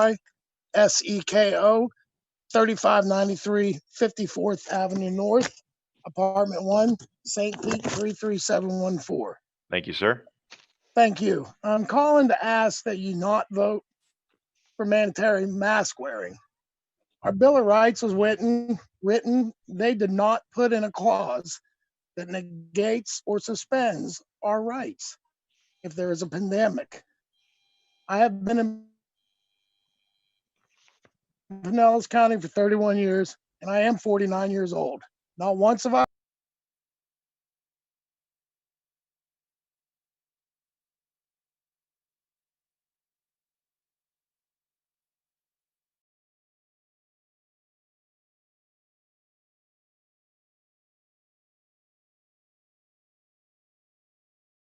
Cell phone signal is really bad Please right do now. not vote for this, and I thank you for your time. Oh, well, I thank you for your time. Thank you, and may sir. you guys have a good day. Bye-bye. Madam Chair, our next speaker is Nicholas Eddy. Nicholas, if you'll go ahead and unmute, give us your first, last name, spelling, address, and you'll have 2 minutes to address the board. All right, thank you very much. Nicholas, common spelling, Eddy, E-D-D-Y, Thank you. 2618 West Grand Reserve Circle, apartment 622, Clearwater 33759. Thank you, sir. Calling in today, I would really like that you, or hope that you vote positively for this mandatory masks initiative. You can see based off of the completely unhinged and uninformed arguments that a majority of the people in this county are going to continue to ignore CDC, WHO, and WHO guidelines. Somehow everybody is suddenly a infectious disease expert when everybody, all of the evidence suggests otherwise. So the British Medical Journal just recently had an article, and I quote, "The virus has been shown to remain viable in the air for several hours when released in an aerosol under experimental conditions, and such aerosols seem to be blocked by surgical masks and cloth masks in laboratory experiments." That was Dr. Tricia Greenball, an Oxford professor, and her associates. So I don't understand what information these individuals are getting. By the way, it was published late April of 2020. So where these people are getting this idea or this evidence that masks are not effective is most likely outdated. Sheriff Bob Galtieri, it is your job to protect these individuals, and you more than anybody should understand that common sense is not common. People are going to be selfish and lazy, and without a mandatory mask initiative, more people are going to die, and it will be your fault. Thank you very much for your time. I know this is not an easy situation for you, and I appreciate everything that you do. Have a wonderful day. Thank you. Madam Chair, our next speaker comes in on the phone line. Last 4 digits, 4637. If you can go ahead and unmute, give us your first, last name, spelling, address, and you'll have 2 minutes. My name is Megan Armstrong, MEGHANARMSTRONG. I just want to say that I am in favor of waiving the requirements and enforcing the mask ordinance. I do have some concern about with it being an ordinance and there's no proof required as to whether you should be exempt by medical concerns. How can you then enforce it? I think that needs to be looked into because as you see with all these phone calls, most people in this county are not wearing masks currently. Most of them are saying they will not wear a mask. They don't think you have the right to tell them not to.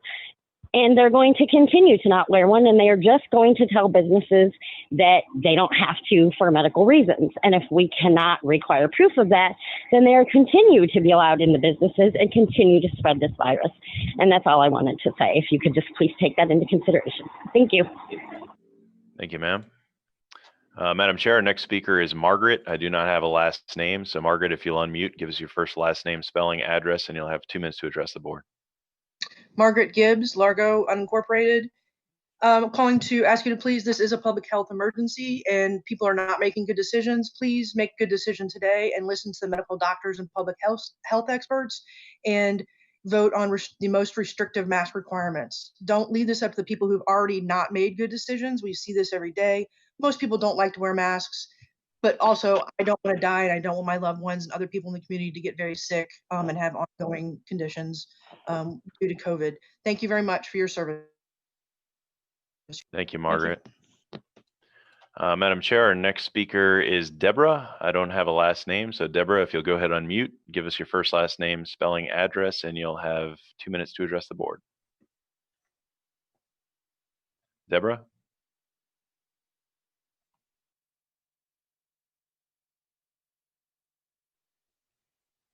Okay, we'll move on to our next speaker. We'll try April Thanos. April, April has an old version of Zoom. April Thanos, if you can hear me, you're gonna have to call in on the phone line. The version of Zoom that you have is not supported in this forum. We might have to spell those out for anybody that has those numbers. I'll ask for tech support and get it to you before. Let me see here. Don, do you have the number that we can call back in on, or that we can advertise for them? Yeah, if you give me 1 second here, I'm pulling it up right now. Yes, if you can call in on 646-558-8656, and then dial *9 on your phone, it'll raise your hand back in the queue. Again, that was 646-558-8656. Thank you, Don. Madam Chair, our next speaker is Ricky Cushing. Ricky, if you can go ahead and unmute yourself, give us your first, last name, spelling, address, and you'll have 2 minutes to address the board. Hi, it's Ricky Cushing, RIKKICUSHING. I am at 3094 Ennis Glen Drive in Palm Harbor, Florida. I would like to say that I think you should vote no on the mask mandate. It seems like you already have your mind made up, seeing as how you didn't even want to take questions or comments prior to your vote, but I'm going to say it anyway. So what will the timeline be on this? How long are we going to mandate this for? Is it going to be like Key West? We're going to do it for a whole year. I think we're going to see that even when you guys do vote yes on this, that numbers are not going to go down. People are still going to gather. We are going to gather and celebrate the 4th of July, even though our freedoms are being taken away. Yes, we do like the Constitution. Yes, we do like our rights, and we would like to keep them intact. Thank you. Please vote no. Thank you. Thank you. Madam Chair, we now have 18 remaining speakers. We've added some. Our next speaker is Nick Carey.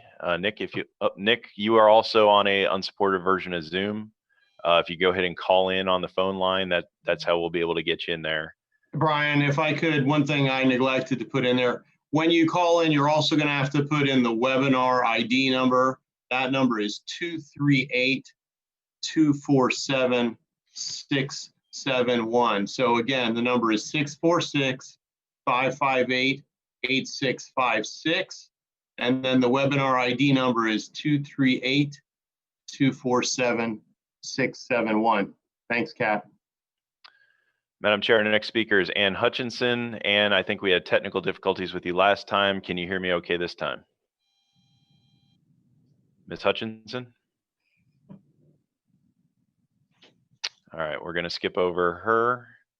Madam Chair, our next caller is coming on the phone line, last 4 digits, 7474.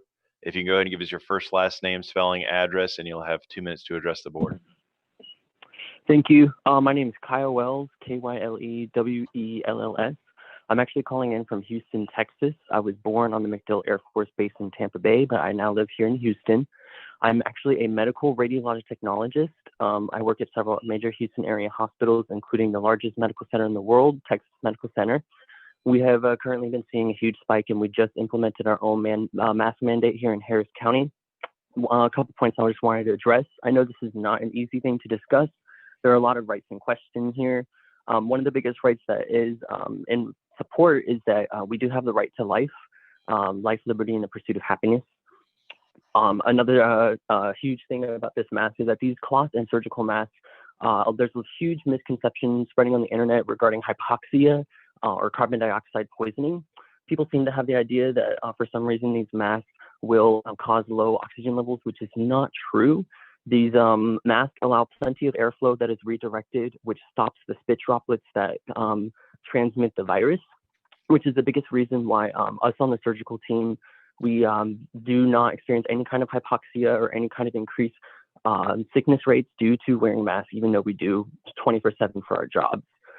These masks are another big misconception is that these masks are to protect ourselves, and that is not exactly the case. It is definitely to protect other people, which is the same reason why we wear them in surgery. Us surgeons, nurses, and radiologic technologists, we wear the mask in order to prevent infections of open surgical wounds. I definitely would take the opinions and the data of medical professionals the most when regarding this decision, as the general public does not have all this kind of information at hand as the people who have studied and have a thorough knowledge of masks and the effects on the body, as well as viral transmission. Sir, your time has expired. Thank you so much for your time. Thank you, sir. Madam Chair, our next speaker is Robert Wallace. Mr. Wallace, if you go ahead and unmute, give us your first, last name, spelling, address, and you'll have 2 minutes to address the board. Hi, this is Robert Wallace, RobertWallace, at 11201 122nd Ave, Largo. I just want to voice my support for this ordinance. Basically, everything that I want to say has already been said, and much more eloquently, so I'm going to leave it at that. I just do want to correct Commissioner Peters on a couple things. First off, I think it's interesting that a 9-year-old knows more about masks than you do. And as someone who's been a lifelong sufferer of asthma, I can tell you masks do not cause asthma attacks. Last week, I spent 30 minutes unloading 18 bags of groceries from my vehicle in 90-degree weather wearing a mask. I did not have an asthma attack. That is a complete fabrication. Respiratory illnesses cause asthma attacks. That's what we're trying to stop here. I'm going to leave it at that. Thank you so much for your time. Thank you, sir. Madam Chair, we have 17 remaining speakers. Our next speaker is Tommy Frayne. Mr. Frayne, if you go ahead and unmute, give us your first, last name, spelling, address, and you'll have 2 minutes to address the board. Sure, it's Tommy Frayne, TOMMY-FRAIN.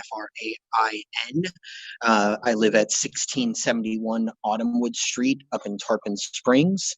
I'm not going to address all of the, I think everybody's, gotten their feelings out regarding the constitutionality and the health aspects. I think, the arguments that it's unconstitutional and that it's somehow unhealthy for masks are just really ridiculous arguments.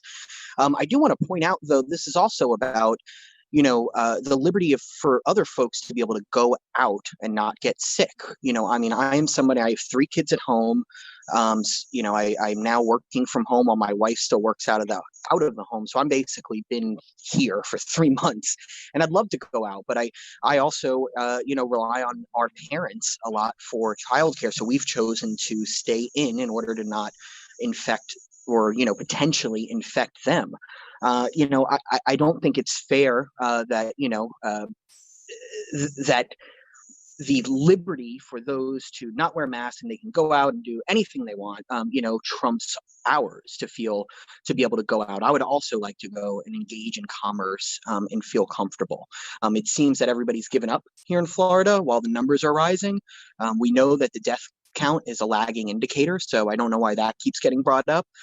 But, we know what to do. And I think it's a really small thing to ask people to put on a mask. And if we're at a point where we can't even do that, I'm very afraid for our society. Thanks. Thank you. Thank you, sir. Madam Chair, we have 18 remaining speakers. Our next speaker is Unic Ortiz. Mr. Ortiz, if you can go ahead and unmute and turn down your broadcast and give us your first, last name, address, spelling, and you'll have 2 minutes. Hi, yes. Sorry, I'm just gonna There we go. Thank you. Hi, my name is Unic. It's Miss Ortiz. I live in Palm Harbor. Thank you for giving us the opportunity to speak today on the mandatory mask ordinance. How are we even debating the health and safety of our community right now? The question in front of you is, how do we keep our community healthy? How do we keep our community safe? And by not passing a mask ordinance, you are saying you do not only not care about our community's health, you also don't care about our safety. And this is not just a health concern. We're also talking about wearing masks so our small businesses stay open. For those saying our freedoms are being taken away by asking you to wear a mask, that's completely not true. We have seen in countries across the globe that by wearing masks, their contraction rate and rate of death has stayed extremely low. I wear a mask every time I go outside. I have asthma, and my mask does not cause me to have an asthma attack, and we need to stop repeating fake news. The remarks that we should not wear a mask because the death count is low, how many deaths is enough? Just one person dying from this horrific disease is too many, where it can be prevented just because we all wear a mask to keep each other healthy and safe. We are in a public health crisis, and we are in an economic crisis. And the mask ordinance is one way to combat both at the same time. To not vote to mandate our county to wear masks would be heading in the wrong direction. This is a no-brainer. To those who don't want to wear a mask, it isn't all about you. By wearing a mask, it protects those around you, and we need to listen to the medical professionals. I'll also echo the child who said previously, Black Lives Matter. Thank you, Ms. Ortiz. Madam Chair, we have 15 remaining speakers. Our next speaker is Brittany J. I do not have a last name, so Brittany, if you'll give us your first, last name, spelling, address, you'll have 2 minutes to address. Hi. Okay, I'm sorry. Am I doing this correctly? I'm Brittany. My last name is Pope, P-O-P-E. I actually graduated from Tarpon Springs High School and have been a lifelong resident of this area. I am speaking to you while I'm nursing my sweet 4.5-month-old daughter. I work with children for a living, and I have not closed down as some of my families are essential workers who work in the healthcare field. And I want to again address many people who are suggesting that these masks are going to protect us from this scary COVID-19 virus, which when we look at, you know, the serological gatherings from Geneva, we can tell that this fatality rate is extremely close to influenza. And before, you know, someone's like, oh, she's hearing that from Trump, it's fake news, whatever weird things people want to come up with. There's hard, raw data at this point that we have. It was overblown. There aren't the death rates. There wasn't the loss of ICU beds for people to stay in. That just has not happened. And it's not going to happen. And as far as protecting ourselves from viruses, there's the HIV virus that you can protect yourself by wearing condoms, yet people continue to not wear condoms because ultimately your safety is your own responsibility. It is not the responsibility of anyone else. It is your own personal responsibility. So I would urge you on the commission to make a reasonable decision and vote no on the masks. Allow businesses to restrict people however they'd like to, and allow, you know, people to make educated choices based on their own personal reason. And remember that good ideas never require force. If it's a good idea, people will voluntarily do it. They do not need the force of the state and penalties of financial. Ma'am, your time has expired. All right, thank you so much. Thank you. Madam Chair, our next speaker comes in on the phone line, last 4 digits 7900. If you can go, if you can turn down your broadcast. Yes, hello, this is David Katsaros, D-A-V-I-D-K-A-T-S-A-R-O-S, and I live at 1610 Pennsylvania Avenue in Palm Harbor, Florida. I appreciate the opportunity to speak. The question I have, or a couple of comments and questions, are why haven't actual testing numbers being released? All I hear is the testing has increased, but this is a very, very important data point when we're making decisions, especially as leaders of our community. Are you tracking the numbers of testing against positive or negative cases? For example, in 1 week, if you test 1,000 people and there was 10 positive cases, and the next week you test 10,000 people and you get 20 positive cases, does this mean that the cases are doubling week over week, or does this mean that COVID positive cases are going down? If you're not tracking this data point and the test numbers don't mean what you're believing they mean. So the doctors avoided or didn't have the answers to Mrs. Peters' questions, which tells me there is a fact gap within your subject matter experts that you are basing decisions on. So most of you have your minds made up, and I think we know that, but this is about moving forward safely with accurate information from all sides. Political biases shouldn't play in the decision, rather balancing the facts from both sides, because there are good points for wearing a mask or not wearing a mask. I believe there is no cut and dried answer. So in closing, wash your hands with soap, take your vitamins, go outside for a walk, pray, and don't give in to fear. Thank you. Thank you. Madam Chair, we have 17 remaining speakers. Our next speaker is Barbara Walker. Ms. Walker, if you'll go ahead and unmute, give us your first, last name, spelling, address, and you'll have 2 minutes. Barbara Walker, BARBARAWALKER, and I'm at 3019 Bradford Circle in Palm Harbor in the 34685 zip code in the Eastlake area. Thank you. And I just wanted to urge the commission to make a decision based on sound science and based on what the experts are telling you. I trust them and I trust you to protect our community. And when we talk about what our community is, there's a whole lot out there. It's not just individuals, but it's all the threads that connect us. It's the community web, so to speak, that needs to be protected. And I know this is very, very difficult for you. And I just want to urge you to stick with sound science on this, please. And I thank you all so very much for your hard work, and I appreciate you. Whatever. Thank you, ma'am. Madam Chair, our next speaker, I don't have a name. I have initials KF. If you can go ahead and give us your first, last name, spelling, address, and you'll have 2 minutes to address the board. Yes, please. Thank you so much for taking my comments here. And this is K-A-Y, FIT, F-I-T-T, at 609 Oak Avenue, Clearwater. And I do not support face masks. Please vote no. Nationally recognized neurosurgeon Dr. Russell Blaylock's article, "Face Masks Pose Serious Risks to the Healthy." By wearing a mask, this is a quote, "the exhaled viruses will not be able to escape and will concentrate in the nasal passages, enter the olfactory nerves, and travel into the brain." And this article was written on May 11th, 2020. And I hear your frustration. So please consider doing a different paradigm using hydroxychloroquine, which has been known to work well with these types of things, together with other supplements.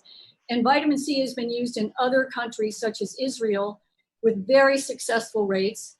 So look into other solutions rather than perhaps consider respectfully focusing on the problem. Please focus on the solutions. And even Dr. Blaylock says that he even calls this situation the so-called COVID pandemic. So it could be that, like, I would be asking, who is it that's reporting these numbers and how are people being treated?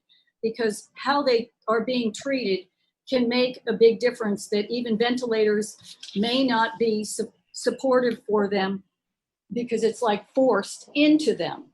So, so Dr. Blaylock again says that masks fail to protect the healthy from getting sick, but they also create serious health risks to the wearer.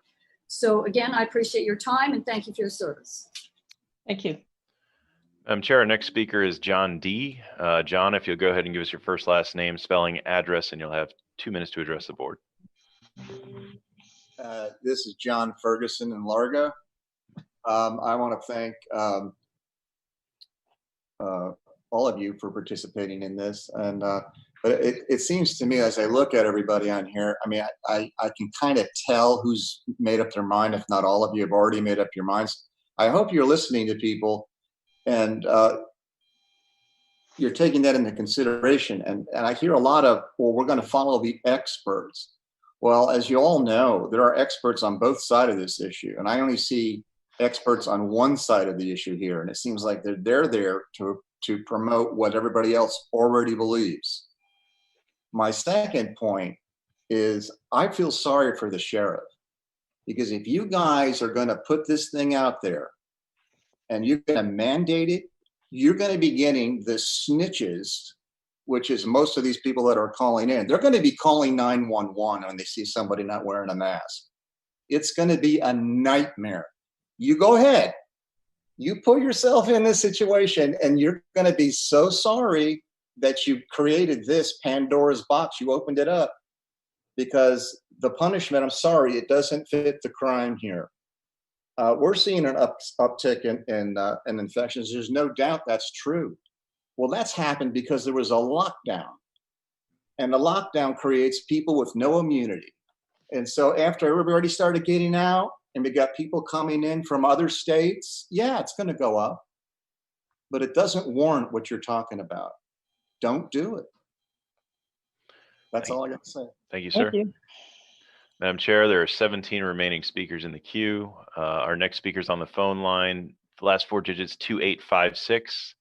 If you can give us your first, last name, spelling, address, and you'll have 2 minutes to address the board. Yes, my name is Marcus L. in Seminole, and I just wanted to reiterate what some of the last callers had said regarding the masks posing a healthy risk to healthy people.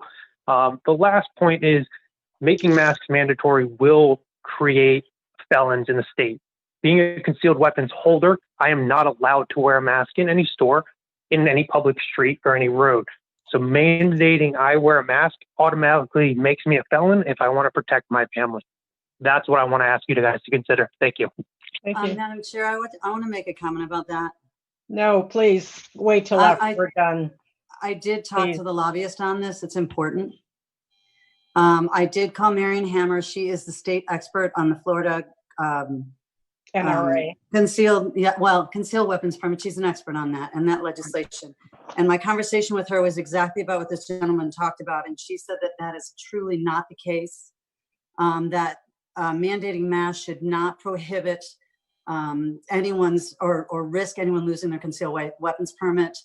She said the statute is very clear and defined, and I just want to make that point in case anyone else was calling. Thank you.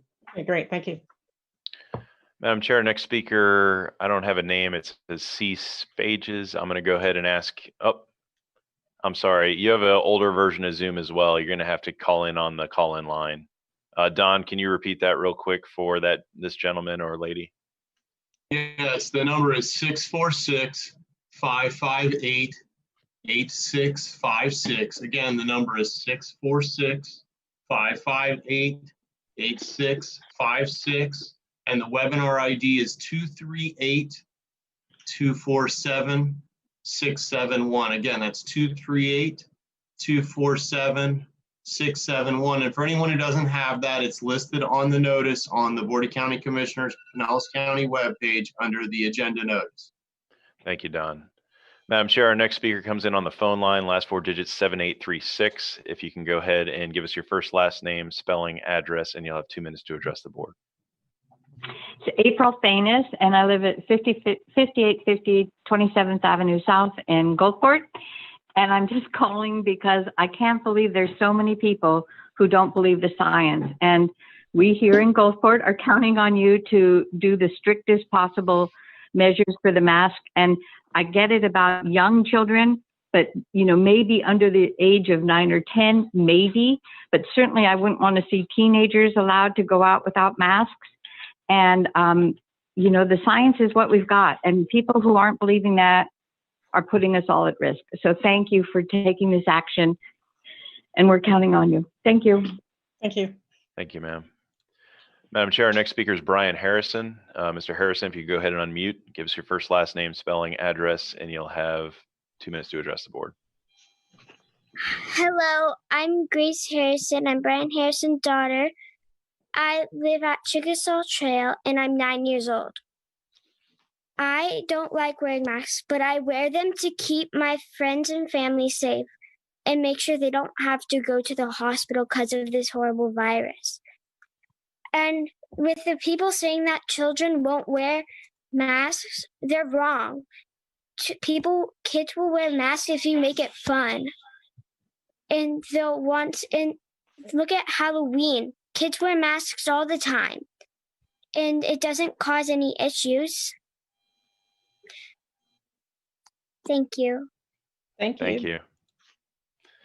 Madam Chair, our next speaker is Timothy Nixon. Timothy, if you can go ahead and unmute, give us your first, last name, spelling, address, and you'll have 2 minutes. Sure. It is Timothy Nixon, Timothy Nixon. I'm at 5571 64th Avenue North, Pinellas Park. And just want to say appreciate you guys and all the time that you're putting into this, regardless of how you vote. I know it's not an easy decision. I do ask, though, that you guys just provide some clarification. I didn't see anything in the verbiage regarding places of worship. I'm currently the church administrator at my church, and we're trying to just figure out what we're supposed to do and if this decision will affect us or how it will affect us. So just providing some clarification on that would be nice, as well as for how it might affect preschool, since we have one of those as well. And that's all. Thank you, guys. Okay, thank you. Madam Chair, our next speaker comes in on the phone line, last 4 digits 9853. If you can give us your first, last name, spelling, address, and you'll have 2 minutes to address the board. Hi, thank you. Good afternoon. My name is Morgan Spinks, MorganSpinks. I live at 14671 Sugarcane Way in Clearwater. I am calling today to say I really do wish that you guys do enact passing the mask. I think that it is vitally important for not only ourselves, but for the rest of the public. As many other callers have reiterated, the masks do not protect yourself. They protect others around you in the community. And we have vaccines and they give us herd immunity, and that allows us to go out into the public and be safe from these very serious diseases that killed many people years ago. And we have the ability to prevent that from happening now. We do not have the ability to prevent that with coronavirus. The only thing we can do is take those simple safety measures, such as social distancing, washing your hands, and wearing masks to prevent others from getting it if you possibly have the coronavirus. I also would like to make a point that I've seen several places opening summer camps and mass child care facilities, and it is extremely concerning to me because children are germ factories. They pass illnesses back and forth between each other, and they're only going to make this worse. They're going home, they're giving it back to their parents, and their parents are going to take it into their office, and it's just going to keep spreading and spreading. I think the best thing to do is enact the strictest actions possible, keep people home, keep people safe, and let it die out. It's the best thing we can do. Thank you for your time. Please keep people safe. Thank you. Thank you. Madam Chair, we have 13 remaining speakers. Our next speaker is Ralph. I do not have a last name. So Ralph, if you give us your first, last name, spelling, address, you'll have 2 minutes. Ralph, can you hear me? Yes, sir. Yes, my name is Ralph Angel. I live in Nashville, Tennessee. I'm considering moving to the Clearwater area, so I do have an interest in the area. Thank you very much for listening to me. What I would like to say is I've worked in construction for years, and construction mask, a paper mask, does not keep dust getting into one's face, into one's mouth.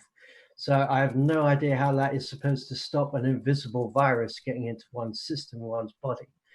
Nobody is talking about how one can boost one's nutrition and one's immune